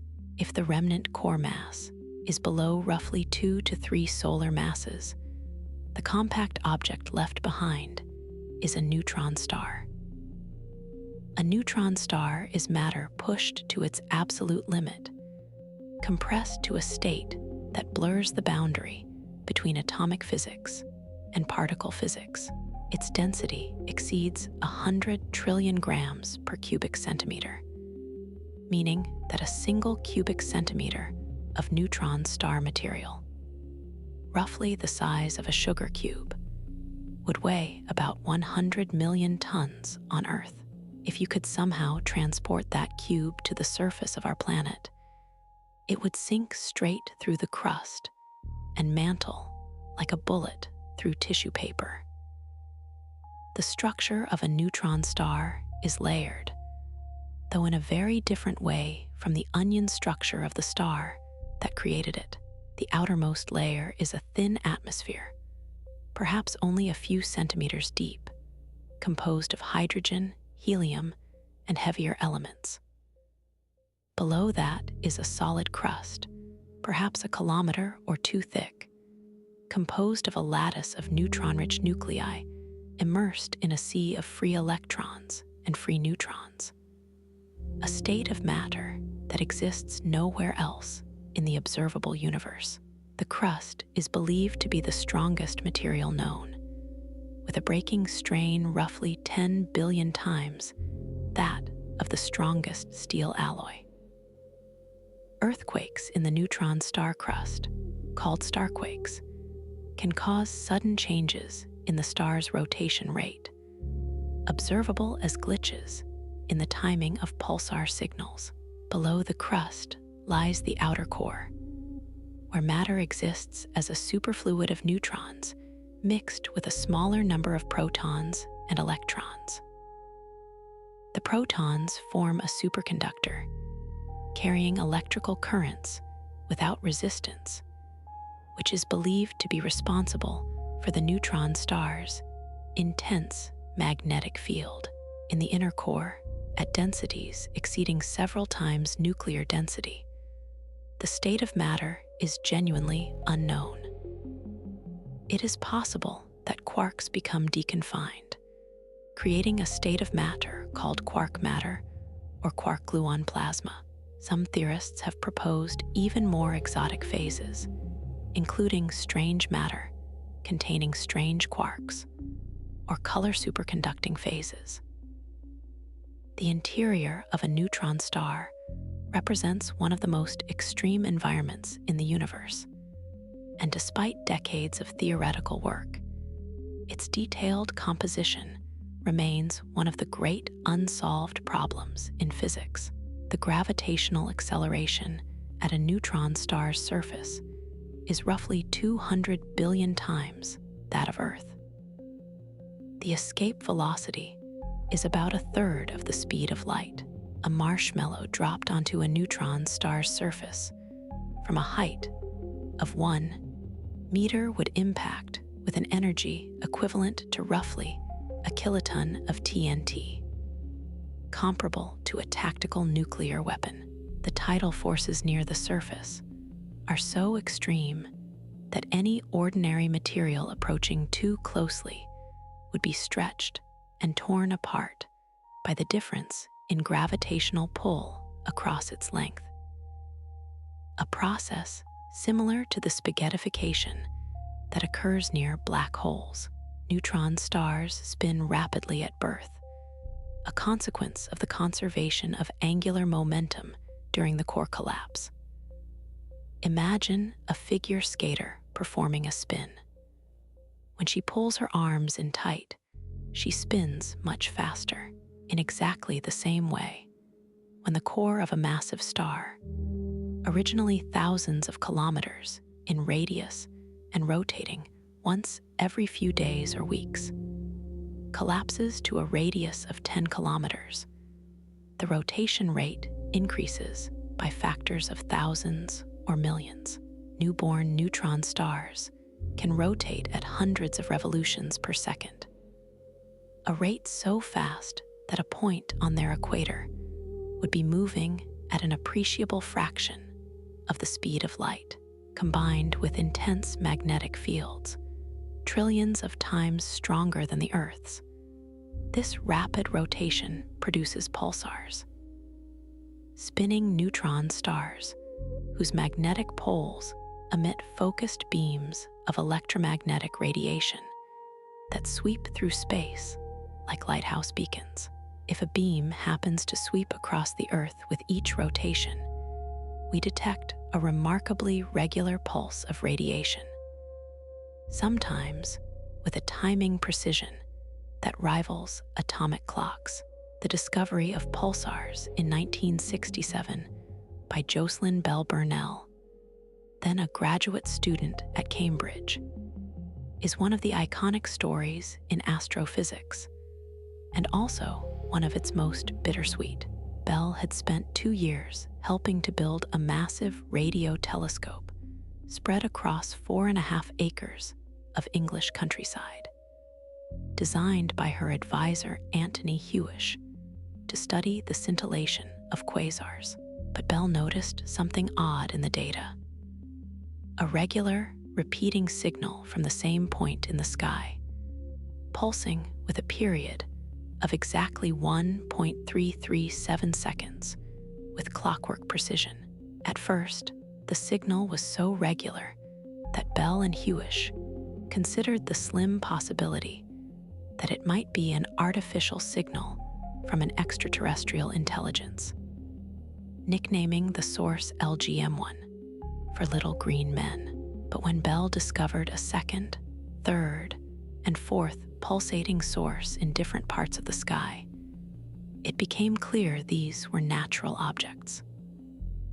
The explanation, proposed by Thomas Gold of Cornell University in 1968, was elegant.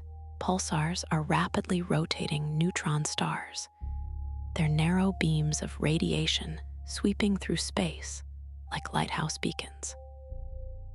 The period of the pulses is simply the rotation period of the star.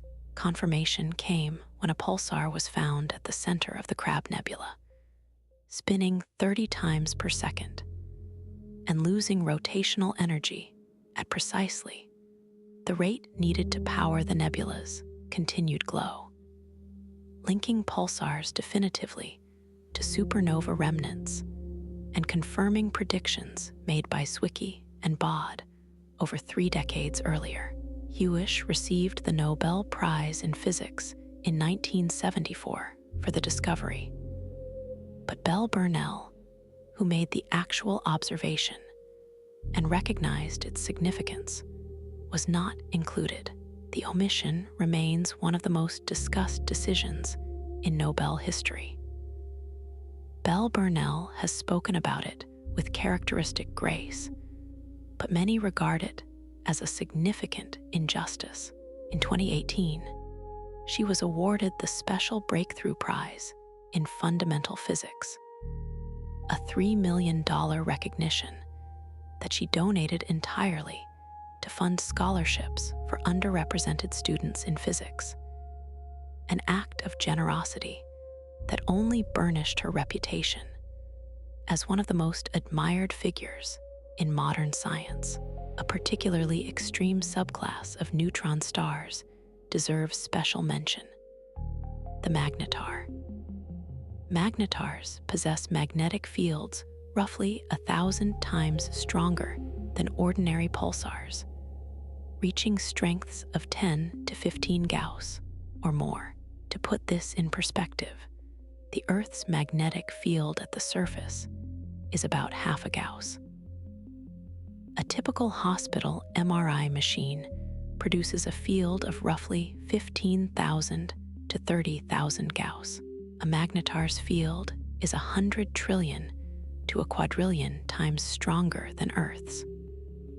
So intense that at a distance of 1,000 kilometers, it would distort the shapes of atoms themselves, warping electron orbits into elongated ellipses and making ordinary chemistry impossible.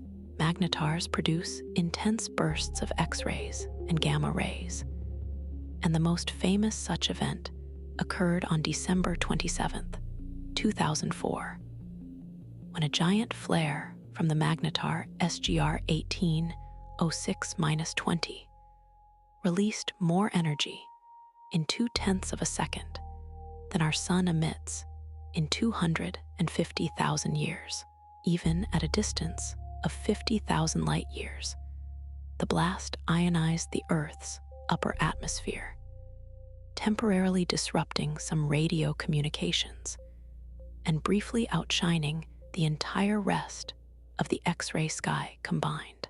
Magnetars are believed to form in a subset of core-collapse supernovae, where the protoneutron star is born with particularly rapid rotation and strong magnetic fields, conditions that amplify the field through a dynamo mechanism in the first seconds of the neutron star's life.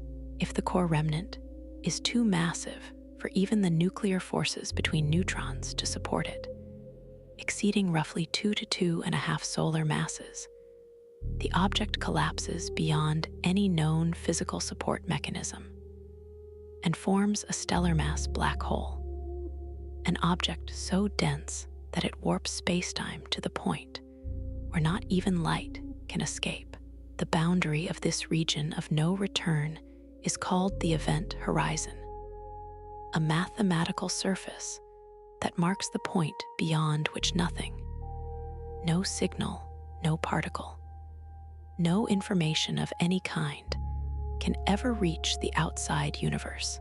Stellar mass black holes formed by supernova core collapse typically have masses between about 3 and perhaps 20 or 30 solar masses, depending on the mass of the progenitor star and how much material falls back onto the core after the initial explosion.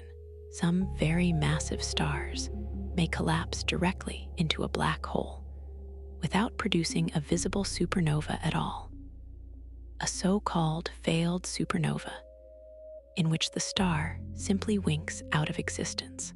In this scenario, the core collapse proceeds as usual, but the shock wave fails to revive, either because the neutrino heating is insufficient to overcome the intense ram pressure of the infalling material, or because so much material falls back onto the newly formed neutron star that it is pushed over the mass limit and collapses further into a black hole. The result is that the star's light simply fades away over a period of months as the outer layers of the star are swallowed, leaving behind a black hole and nothing else. No explosion, no bright flash, no expanding remnant, just a star that was there one year and gone the next. A handful of candidate failed supernovae have been tentatively identified in recent years by surveys that monitor large numbers of massive stars in nearby galaxies, looking for cases where a luminous star disappears without the expected accompanying supernova. The most discussed candidate is a red supergiant in the galaxy NGC 6946, which was observed to brighten briefly in 2009 before fading dramatically over the following years. Behavior consistent with the early stages of a failed explosion followed by fallback onto a black hole. If confirmed, failed supernovae could represent a significant fraction of all massive star deaths, perhaps 10 to 30%, and their existence would have important implications for the mass distribution of stellar mass black holes, the rate of heavy element production, and the number of observable supernovae expected per galaxy per century. Looking forward, astronomers can identify specific stars in our cosmic neighborhood that are prime candidates for the next spectacular supernova visible from Earth. And two names dominate these discussions: Betelgeuse and Eta Carinae. Betelgeuse, the bright reddish star marking the shoulder of Orion the Hunter, is one of the most familiar objects in the night sky.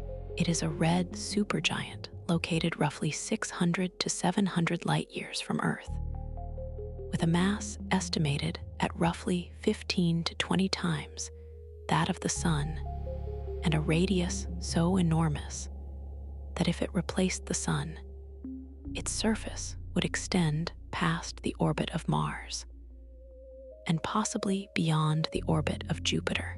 It is a semi-regular variable star, meaning its brightness fluctuates over multiple overlapping cycles, one of about 400 days driven by internal pulsations, and a longer cycle of roughly 6 years, whose origin remained mysterious until recently.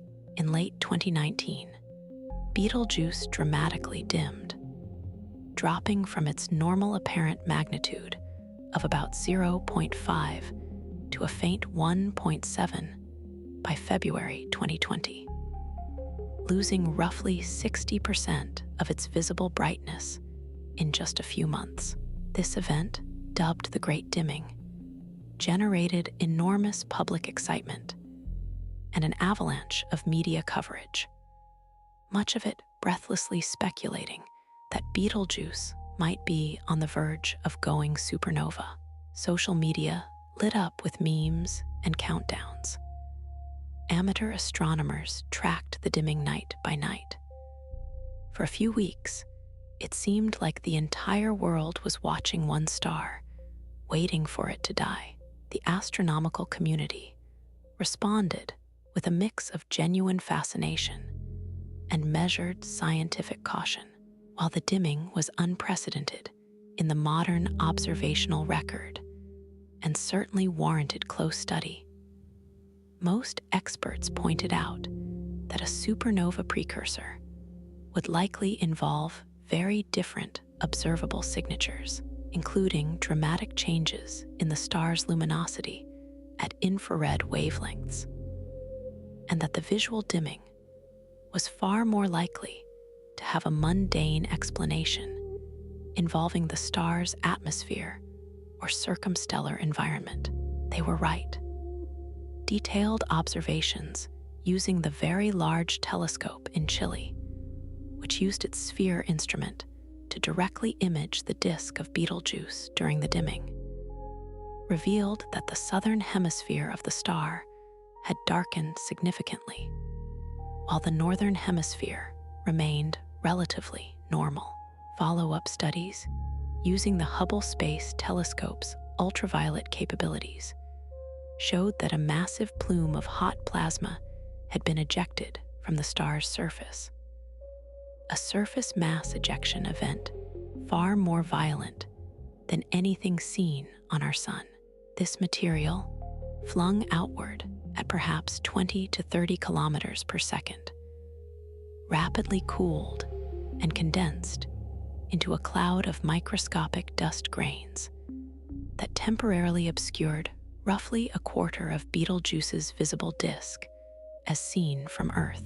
Combined with a natural minimum in the star's 400-day pulsation cycle, the dust cloud produced the dramatic dimming that had captured the world's attention.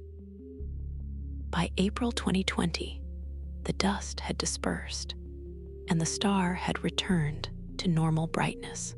Then, in July 2025, astronomers announced a remarkable discovery that had been decades in the making: the first direct detection and imaging of a close companion star orbiting Betelgeuse. Using the ELOPE instrument on the Gemini North Telescope, researchers captured Betelgeuse's companion, nicknamed Siwarha, meaning her bracelet in Arabic, complementing Betelgeuse's own Arabic-derived name, which roughly translates as the Hand of Orion. Subsequent analysis, using the Hubble Space Telescope, revealed that Siwarha creates a detectable wake, a trail of disturbed gas, as it moves through Betelgeuse's extended outer atmosphere. Much like a boat leaving a trail through water, the companion's orbital period of roughly 2,100 days, about 6 years, matches one of Betelgeuse's known variability cycles, suggesting that the companion star is responsible for at least some of the red supergiant's famous brightness fluctuations. When Betelgeuse does eventually explode as a Type II supernova, the event will be visible from Earth, though not dangerous. At its distance of 600 plus light years, the supernova would likely reach an apparent magnitude of around -12 to -13, comparable to the brightness of the full moon, but concentrated in a single dazzling point of light. It would be easily visible in daytime, would cast shadows at night, and the display would persist for months. But Betelgeuse is far too distant, at least 4 times the distance that would be needed for a supernova to pose a significant threat to Earth's biosphere. So there would be no danger, only a once-in-a-lifetime spectacle.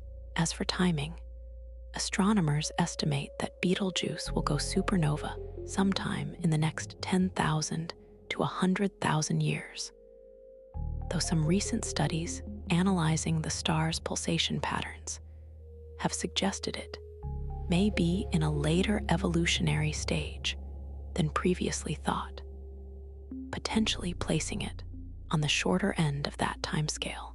Eta Carinae, by contrast, is a far more extreme and unstable system, and a far more exotic supernova candidate. Located approximately 7,500 light-years away in the southern constellation Carina, Eta Carinae is a binary star system containing one of the most massive and luminous stars known in the entire Milky Way. The primary component is estimated at 100 to 120 solar masses, shining at roughly 4 to 5 million times the luminosity of the Sun.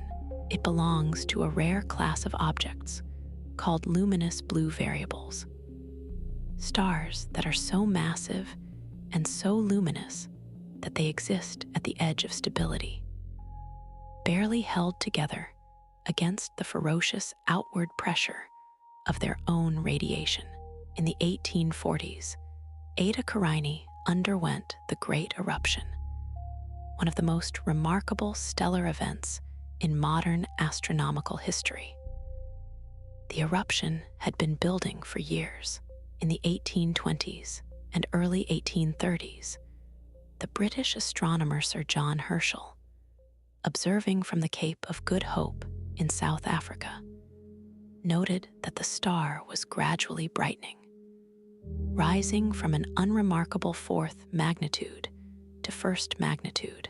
Then in 1843, the star underwent a sudden, dramatic surge in brightness, reaching magnitude -1, making it the second brightest star in the entire night sky, outshone only by Sirius despite being more than 1,000 times farther away. The eruption persisted for roughly 20 years, during which the star remained extraordinarily bright before gradually fading in the 1860s, and eventually dropping below naked eye visibility by about 1900. During this eruption, the star ejected roughly 10 to 40 solar masses of material, an almost incomprehensible amount of gas and dust launched outward at speeds of up to 700 kilometers per second.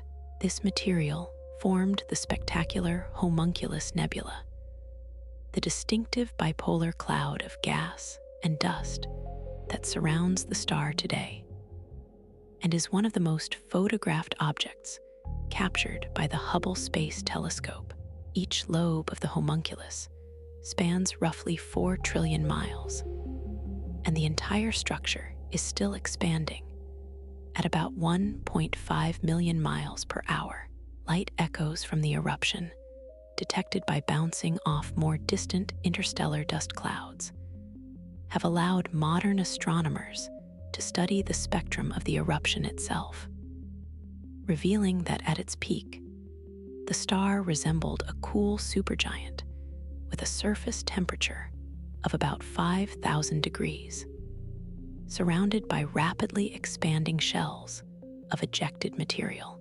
Remarkably, Eta Carinae survived this cataclysmic mass ejection, which released as much visible energy as a supernova. Events like this are sometimes called supernova imposters, outbursts that mimic the brightness of a supernova but do not destroy the star. The mechanism behind the Great Eruption remains one of the great puzzles of stellar astrophysics. Proposed explanations include a binary interaction in which the companion star plunged deeply into the primary's envelope during a periastron passage, a pulsational parainstability event driven by electron-positron pair production in the core, or a merger with a third, previously unknown stellar companion. None of these explanations is universally accepted, and the Great Eruption remains a challenge to our understanding of the most massive stars. When Eta Carinae's primary star finally runs out of nuclear fuel and its core collapses, the resulting supernova could be extraordinary.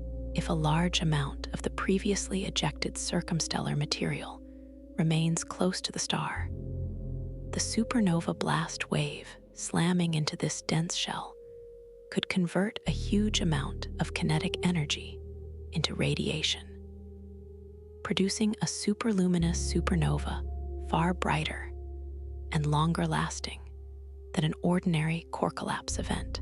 Some estimates suggest it could be the brightest supernova in recorded history, rivaling or exceeding the brightness of SN 1006. At 7,500 light-years, there would be no significant danger to life on Earth, though the event would certainly be a triumph for astronomical observation. Both Betelgeuse and Eta Carinae are certain to die as supernovae, though the timing of these events is unknowable with any precision.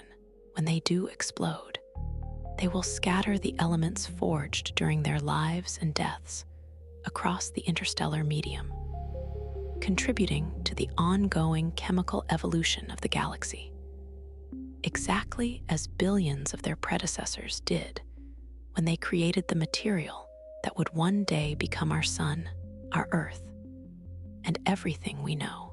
And this brings us, at last, to what may be the most humbling and beautiful realization in all of science. We are not merely observers of supernovae. We are their products. The solar system formed approximately 4.6 billion years ago from a cloud of gas and dust called the solar nebula. This cloud was not primordial material from the Big Bang.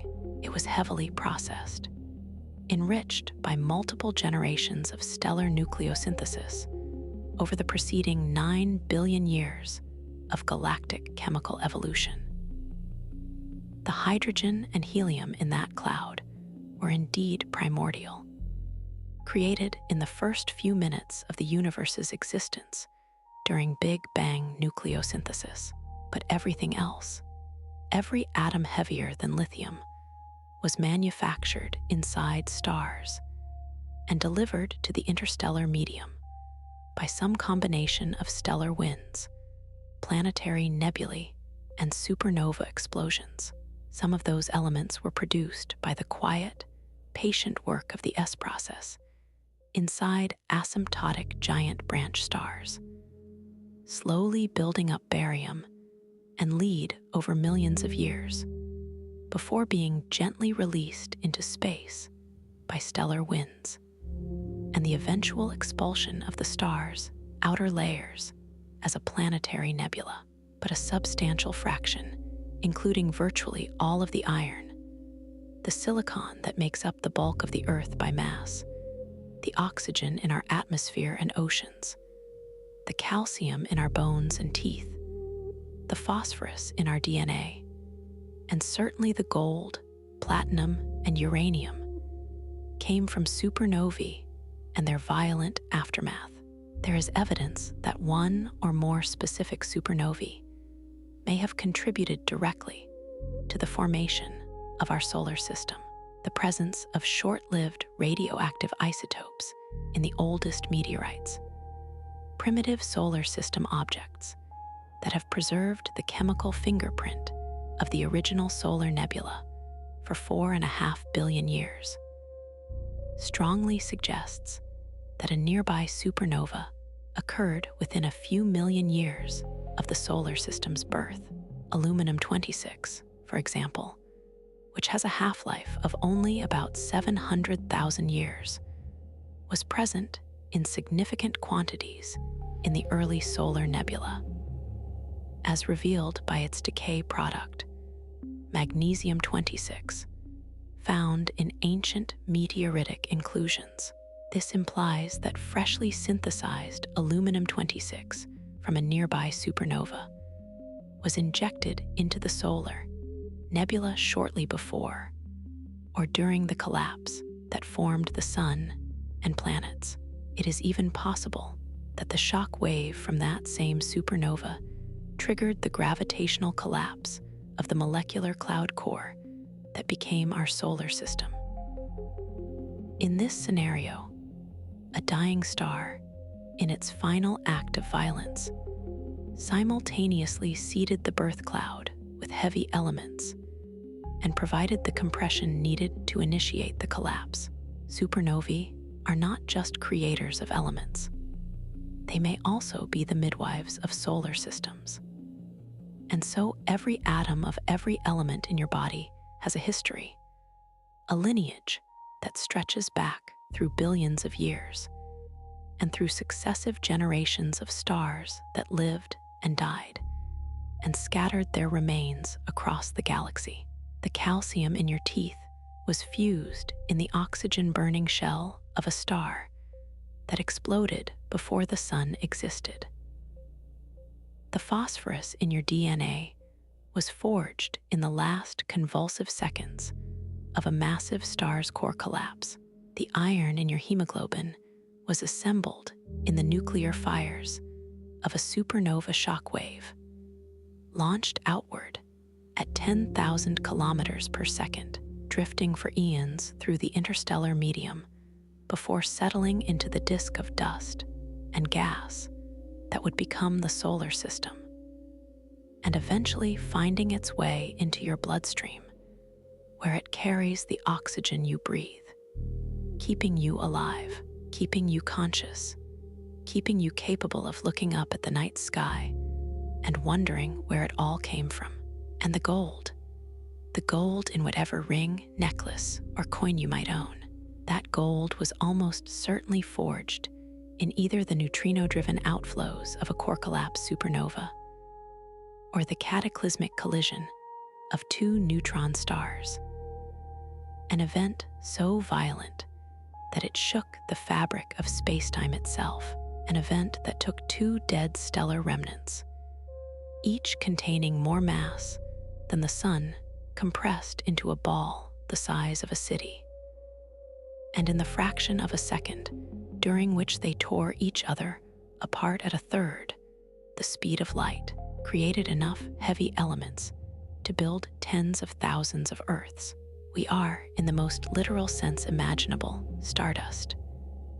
We are supernova remnants, walking and breathing and thinking. We are the universe's way of knowing itself, assembled from the wreckage of exploding stars, and animated by the same physical laws that govern the fusion reactions in stellar cores, the collapse of iron hearts, the formation of neutron stars, and the slow radioactive decay of nickel into cobalt into iron. The great astronomer Carl Sagan understood this connection deeply. He spent much of his career trying to convey to the public the profound relationship between human beings and the stars, the idea that we are not separate from the cosmos, but are instead an intimate part of it, made from it, sustained by it, and ultimately destined to return to it. The nitrogen in our DNA, the calcium in our teeth, the iron in our blood, the carbon in our apple pies. All of these were cooked in the interiors of collapsing stars. When you gaze at the night sky, you are looking at your own origin story, written in the light of 100 billion suns. And the story is not over. Right now, at this very moment, the Milky Way is being slowly enriched by ongoing supernova explosions. Massive stars born in the spiral arms of our galaxy are burning through their fuel, building up their onion-like cores, ticking down toward the inevitable collapse. When they explode, their debris will enrich the interstellar medium with new supplies of heavy elements, material that will be incorporated into future generations of stars and planets. Some of those planets may develop oceans, atmospheres, and the conditions for life. And the organisms that arise on those distant worlds will be built, just like us, from atoms that were forged in the deaths of stars. It is a cycle that has been running for nearly 14 billion years, since the first massive stars in the universe, enormous behemoths called population 3 stars, composed entirely of hydrogen and helium, burned through their brief lives and exploded as supernovae, seeding the pristine cosmos with the first traces of carbon, oxygen, and iron. Those first supernovae made possible the formation of the second generation of stars, which contained small amounts of heavy elements. Those second-generation stars lived and died in turn, enriching the galaxy further, and so it continued, generation after generation, each wave of stellar deaths making possible a slightly richer, slightly more complex cosmos, until eventually, after roughly 9 billion years of chemical evolution, a particular cloud of gas and dust in an unremarkable spiral arm of the Milky Way collapsed to form a yellow dwarf star and a system of rocky and gaseous planets, one of which happened to orbit at just the right distance, with just the right composition, to develop liquid water and atmosphere, and eventually, life. That is the power of supernovae. They do not merely destroy stars, they build worlds. Supernovae are, in the end, the universe's greatest paradox. They are the most destructive events in the cosmos, obliterating stars, flooding space with deadly radiation, sterilizing any planets unfortunate enough to orbit too close. And yet, they are also the most creative events in the cosmos, scattering the elements of life across the galaxy, compressing gas clouds into the seeds of new stars and new worlds, and providing the raw materials for rocky planets, liquid water, organic chemistry, and everything that makes the universe interesting, complex, and beautiful. The next time you step outside on a clear night and look up at the stars, consider this. Somewhere out there, right now, at this very moment, a star is dying. Its iron core is growing heavier by the second. Its silicon shell is burning through the last of its fuel. And within hours or days or years, something spectacular is going to happen. The core will collapse. The shock wave will roar outward. Neutrinos will stream through space. New elements will be forged. And the ashes of that star will drift outward into the void, waiting, perhaps, for billions of years, until gravity gathers them once more into something new. Something like a planet, something like an ocean, something like a cell, something like you. You have been watching the entire history of the universe. If you enjoyed this journey through the life and death of stars, please leave a comment, subscribe to the channel, and let us know in the comments what topic you would like us to explore next. Thanks for watching, and we will see you next time.